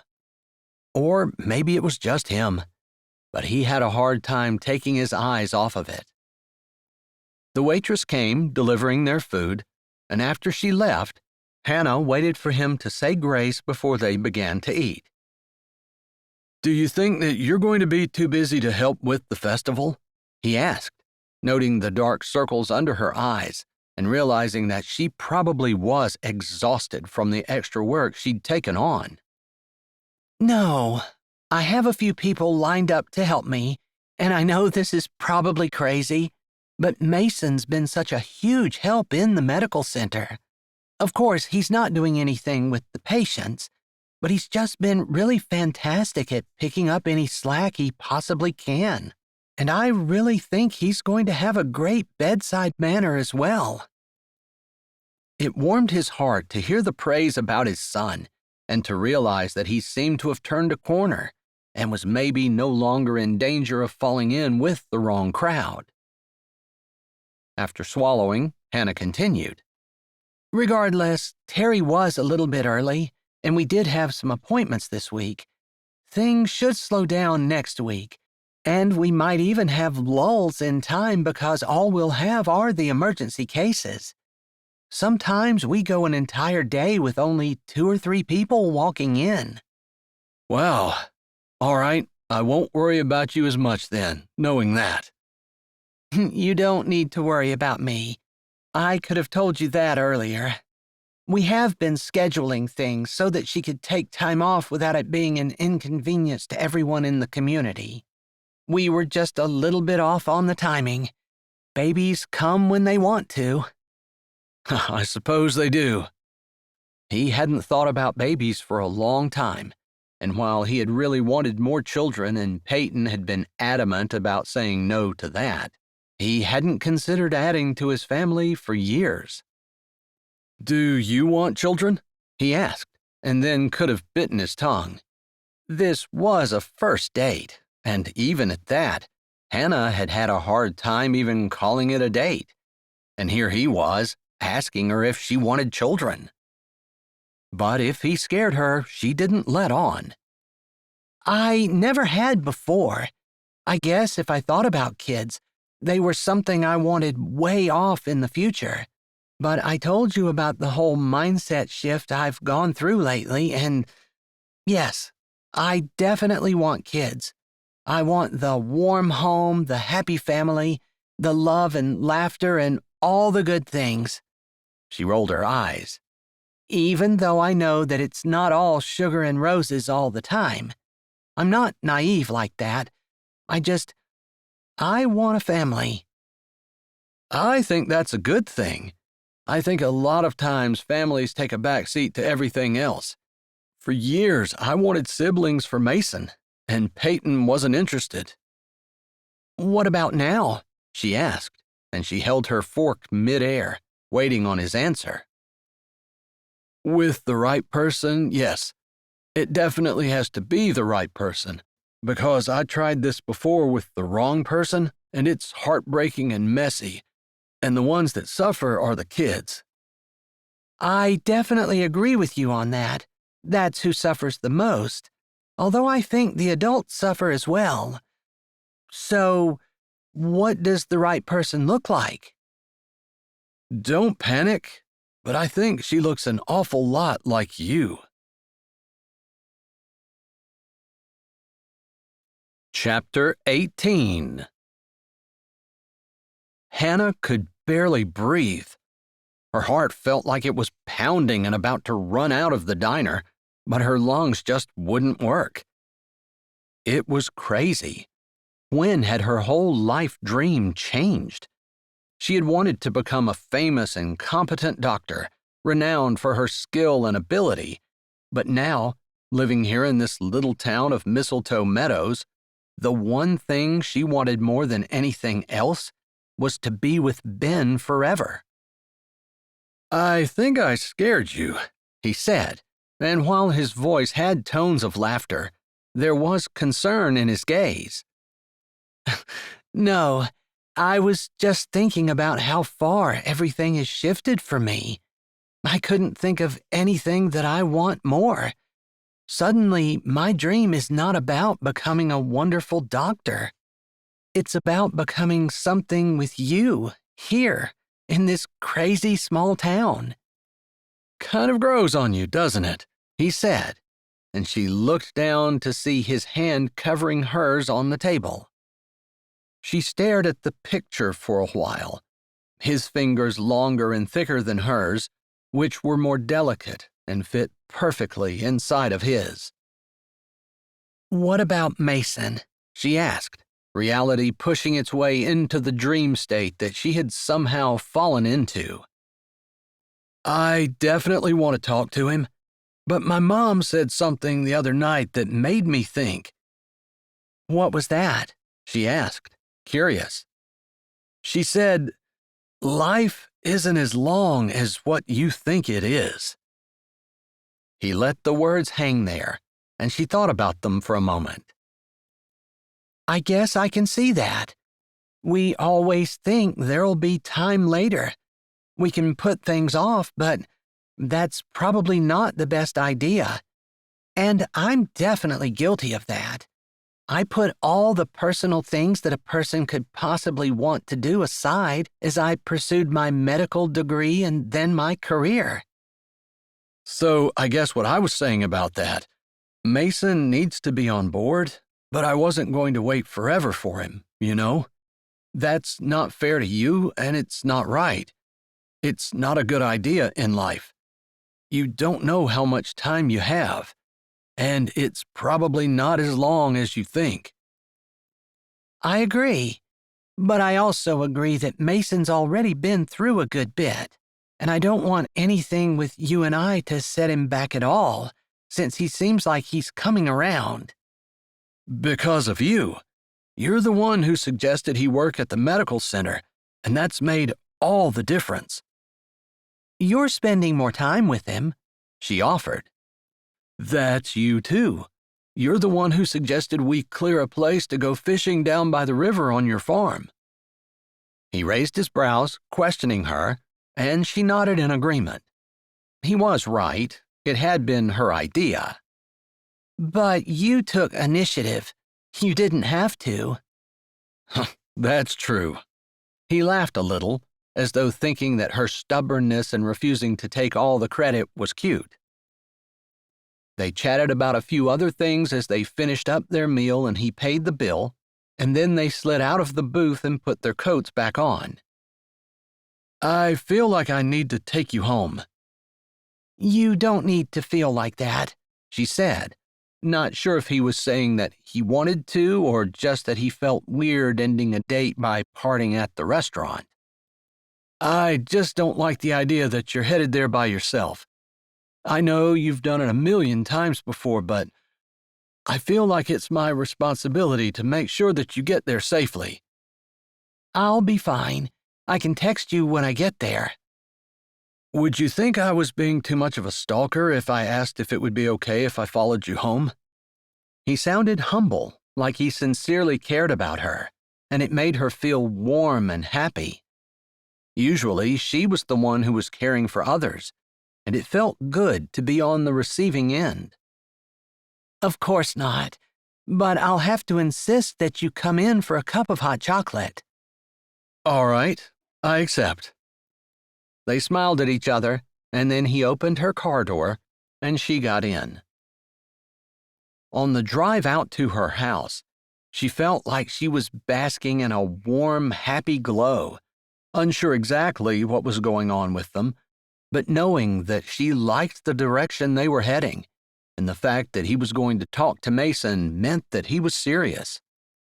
She definitely was. Her phone ringing startled her. It took a moment for the name on the screen to register. Stephanie Brunswick. They'd done their residency together. She'd lost track of her for a little bit since her move, but they used to be very good friends, especially since Stephanie was originally from North Carolina. "Hello?" She picked up on the hands-free. "Hannah, it's Stephanie. It's been a long time." "Yeah, my goodness, how are you?" "I'm great. I actually got a job in Raleigh as the head of pediatrics at the hospital there. It's a huge step up, and definitely the direction I want to go with my career. But I was stopping in to see my grandmother, and I thought you were near her now. I heard through the grapevine that you're in Virginia now? Yes, Mistletoe Meadows. I thought so. That's just a couple of hours from my Grams, but I don't want to put you out. I'm sure you're probably really busy. No, I'd love to have you. She was sincere. She really would love to see her friend. But she kind of cringed when she thought about the small town and her position as doctor at the medical clinic. It was a far cry from the prestigious position she'd had in the city the last time she and Stephanie had talked. Her career definitely wasn't on an upward trajectory. She swallowed. Just a few minutes ago, she had been exceptionally happy about that. But now, talking to Stephanie made her doubt everything she had been thinking. Stephanie was going to wonder what was wrong with her because she'd basically been demoted. And not just a little. But she had loved what was happening in her life. She had been thinking it was the best thing that could possibly have happened. How did that all change in an instant? She gave Stephanie some directions, and Stephanie told her approximately what time she'd be driving through. She hung up the phone, still not feeling the greatest. She'd almost forgotten about Ben following her when the headlights flashed behind her as she pulled into the farmhouse driveway. He followed her down, and she parked, keeping her hands on the steering wheel before turning her car off and opening the door. Was this really what she wanted? Did she want to try her hand at getting back into the fast lane, resurrecting her career and realizing those dreams? Or was this new Mistletoe Meadows dream really what she wanted? Or maybe she was asking the wrong question. Lord, I've always been about me and what I want. And there's a part of me, I can't deny it, that feels embarrassed that Stephanie is going to come and see that I'm not living up to everything that everyone thought I was going to be when I was in medical school and residency. But I want to do what you want, no matter what everyone around me thinks. As soon as she said that, she felt a peace steal over her. She hadn't decided to come to Mistletoe Meadows as much as God had orchestrated the events that had led to this. And the knowledge that she was right where she was supposed to be, with who she was supposed to be with, settled over her like a warm, soft blanket as Ben got out of his truck and walked around to her. She smiled, and before she thought about it, she shut her door, hurried to him, and wrapped her arms around him. He seemed a little shocked, since he froze for a moment. Then his arms went around hers as he said, "Well, I feel like we've been parted for weeks or months instead of 10 minutes. A lot has happened in 10 minutes, she said, her face pressed against his chest, and she breathed deeply of his warm masculine scent. A lot? He asked, sounding confused. I guess in my mind I've been around the world and back, and I was just praying that I would do what God wanted instead of what I wanted. And as I prayed that, I just felt such a peace settle over me that everything that has been going on is exactly the right thing, even though it represents such a mindset shift for me. You were wondering whether you wanted to stay in a small town, be a small town doctor? I wasn't really questioning it as much as I had some doubts. She pulled back but kept her arms around him. He felt so solid and warm and perfect. She didn't ever want to let go. I got a phone call from someone I was with in residency. She's got a big new prestigious position at a hospital in North Carolina. Her career is on a fast upward trajectory, and I was a little embarrassed to think that she's coming to see me, and I'm definitely not anywhere near that. Obviously, her words had an effect on him. His face fell, and he loosened his grip around her, although his arms didn't drop. I don't want to hold you back if that's what you want. That's just it. I don't want to do what I want. I want what God wants. And as soon as I started praying about it, I just felt a peace that Mistletoe Meadows was right. You are definitely right. And this small town and my position here is exactly where I'm supposed to be. There's no doubt in my mind. I just wavered for a bit, you know? He nodded slowly, but his eyes searched hers as though he were trying to figure out if she really meant what she was saying. It was probably instinct on her part, but she took her hands and cupped his cheeks. Now, I feel like since I allowed you to follow me the entire way out here, I ought to get some kind of reward out of this. She lifted a brow at him and watched while her words sank in. She smiled as understanding slowly dawned over his face. "A reward?" he asked, and she thought he pretty much knew what she meant. Yes, you owe me a goodnight kiss. After all, I did allow you to take me out, pay for my meal, and follow me home. It's the least you can do. He grinned, and then he obliged the pressure from her hands and lowered his head slowly. "There's something wrong with your logic, but I'm not going to argue," he murmured as he closed the space between them and kissed her gently at first, but then his arms tightened, and she wrapped her arms around him, and it was quite a while before he lifted his head. "I don't think that was enough payment," he murmured, his eyes still closed but his lips smiling.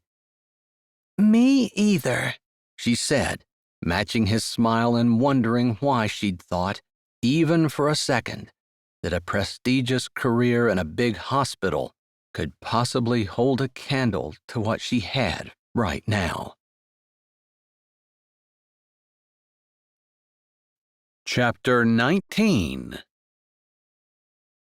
"So I was wondering what you thought of Dr. Reynolds." Ben tried his best to not look nervous or concerned about what Mason's answer was going to be. It was Sunday afternoon, and they were spending the entire afternoon down by the river. He'd seen Hannah in church that morning with her friend, Dr. Stephanie Brunswick, who looked every inch the successful doctor, even though she had been dressed in church clothes and not scrubs, and there had been no white lab coats in sight.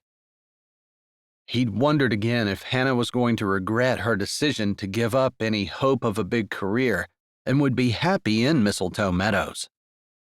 Or was she going to be like Peyton and decide after they were married that she wanted something else? He was jumping the gun because they hadn't discussed marriage at all. But he supposed at his age, he wasn't interested in dating unless it led to that. And maybe he was crazy, but he thought that Hannah was the same. For him, the only hurdle he had to get over was his son's permission. I think she's awesome. She's always teaching me new things. I learn something new every day. It's always interesting, too. And she has great stories about when she was learning to be a doctor and even in school. Did you know that they cut up dead bodies? Mason asked, sounding amazed. Well, this wasn't exactly where he thought the conversation was going. "I believe they're called cadavers." Yeah, that's what she said, too. "I guess I did know that, but it's not something I think about a lot," he said, trying to keep the irony out of his voice. Why? Hannah is a good influence on me. You're always talking about how I need to have good influences. You weren't going to make me spend less time in the medical center, were you? Mason asked, pausing as he picked up the wood that Ben had just split and looking at his dad with concern. "No. On the contrary, I was hoping we could spend more time with her." He paused and then took a breath. "I was hoping it would be okay with you if Hannah and I dated. I'm interested in her, and I guess I wouldn't date her lightly. I would be thinking about marrying her eventually." Maybe that was too much for his kid, but he didn't see the point in pretending anything else. Mason stood staring, holding the wood, although it seemed to be forgotten in his arms. Like Dr. Reynolds would be my mom? Your mom would always be your mom, but I guess she'd be like a second mom, yeah. Eventually. I haven't asked her yet, but I wanted to make sure it was okay with you first. Mason's face had fallen, and he stared at the ground, his nose wrinkled a little, obviously thinking hard about it. Ben preferred that over an off-the-cuff answer that maybe didn't take everything into consideration. Of course, Mason was not an adult, and it wasn't like he wouldn't change his mind a million times.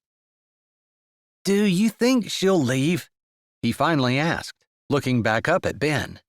Do you think she'll decide that she doesn't like me after all? That cracked his heart. He hated the fact that was what Mason had taken away from the experience with his mom, that she would leave and that it meant she didn't care for him. He didn't want to defend his ex, and he didn't want to say anything that wasn't true. But he also didn't want Mason to carry around scars from what someone had done to him, and a parent had the power to hurt a child more than any other person in the world.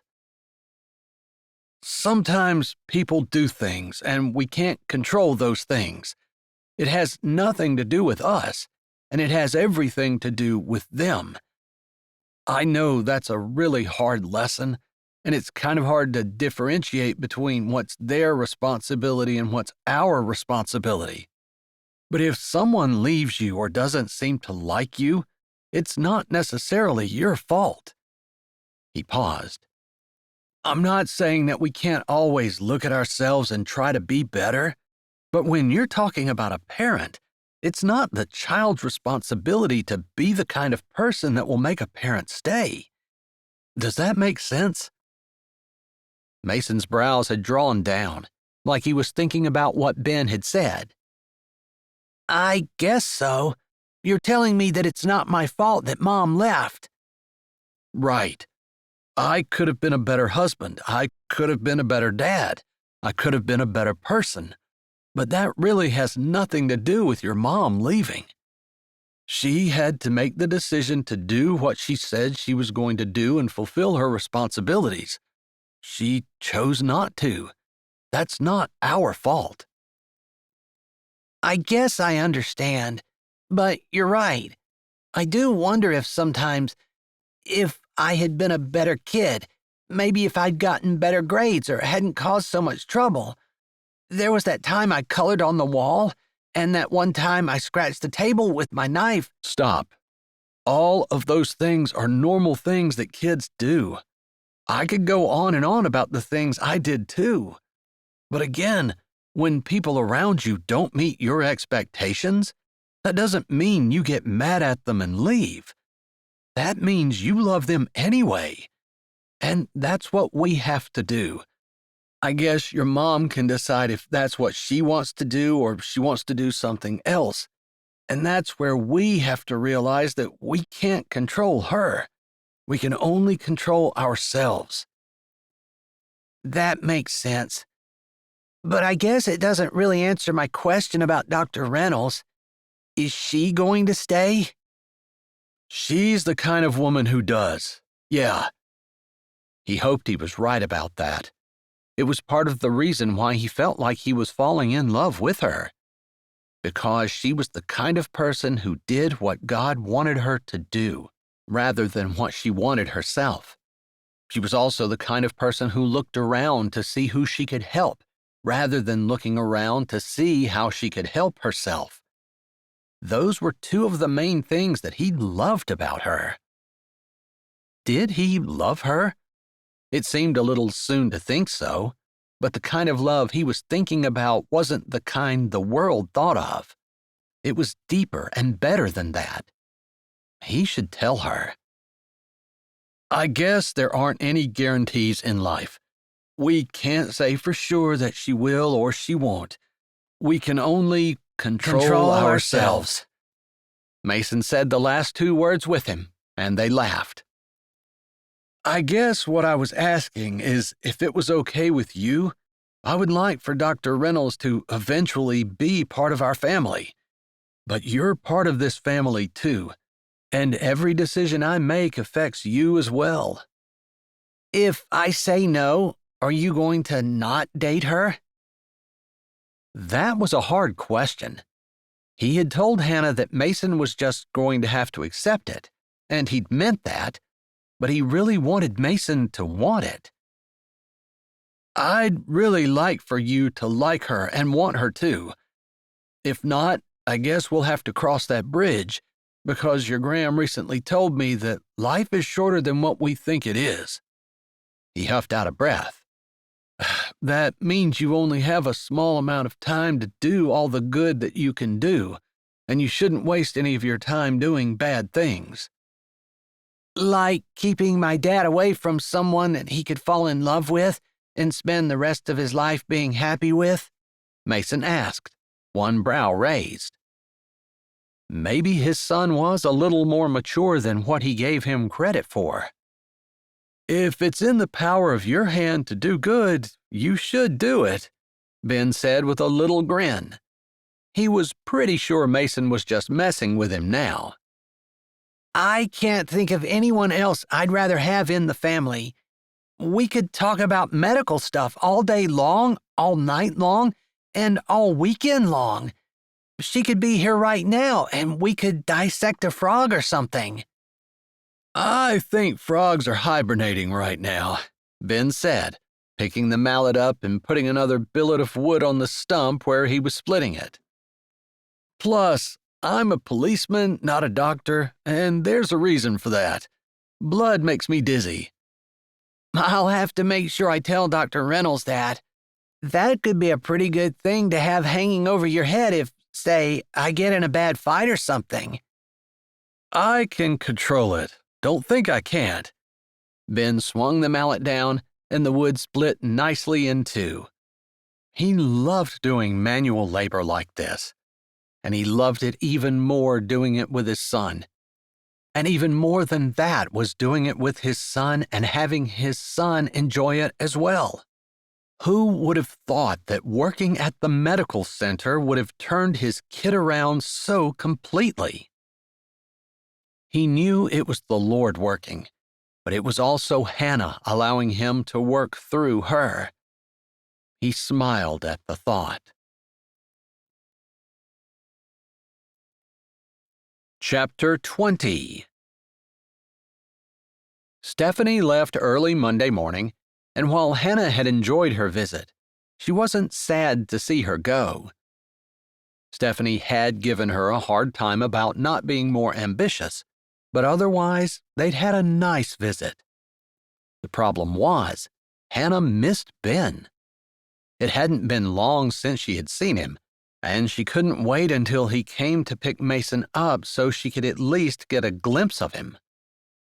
She couldn't remember ever being this head over heels for someone, and she laughed a little at herself for being such a schoolgirl. She was in her mid-30s. She shouldn't be so silly. But as she flipped the sign over on the door and turned the lights out in the waiting room, she couldn't keep from glancing out the window up and down the street, checking to see if he was on his way. Usually, he was there 5 or 10 minutes before they closed, so Mason didn't end up waiting on him. "Dad's not here yet?" Mason said, sticking his head out of the number 2 exam room where he was wiping everything down with a disinfectant wipe. "No, not yet," she said. Before the words were out of her mouth, headlights splashed across the window. "Never mind, there he is," she said, smiling as his truck pulled into the lot. Trying to think of an excuse to see him more, she racked her brain as to whether or not there was anything she needed to talk to him about regarding the festival.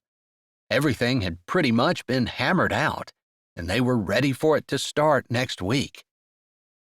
She almost missed the giggling that came from the exam room where Cassie had now joined Mason. Ben had almost made it to the door, but she turned, suspicious. "What's going on with you two?"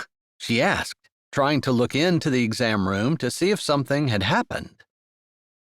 "Hey there, I've missed you," Ben said as he walked in. "I've missed you too. It's only been a day, which is crazy."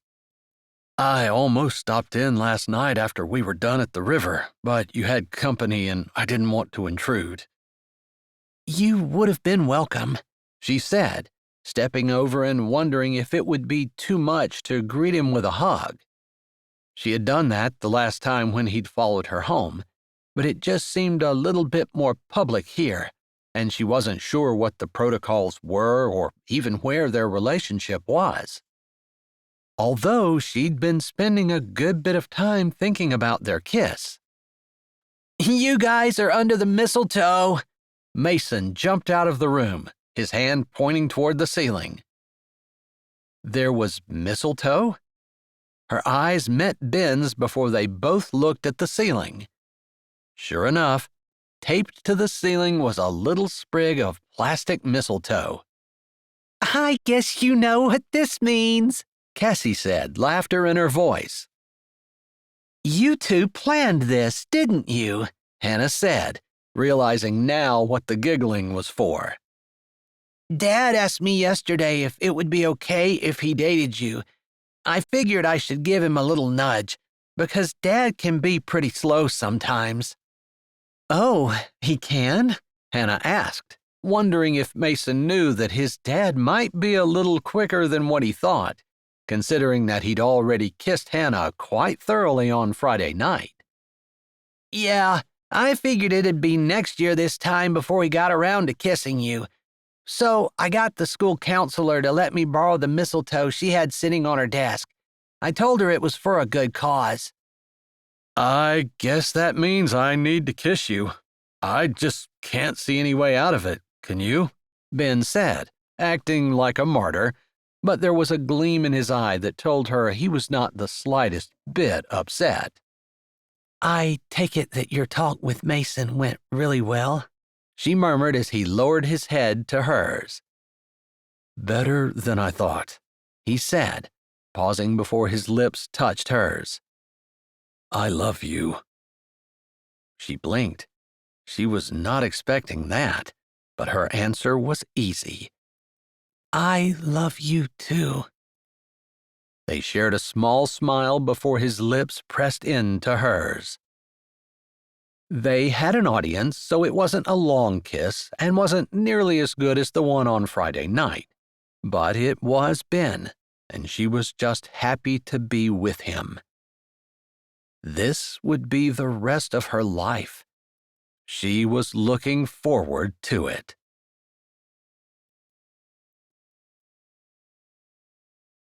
Hi, this is Jay, and thanks for listening. If you're ready for another great Jessie Gussman audiobook, here's one we think you might like. Or check out our latest releases. Don't forget to subscribe to Say with Jay, give this video a thumbs up, and tell us what you liked in the comments.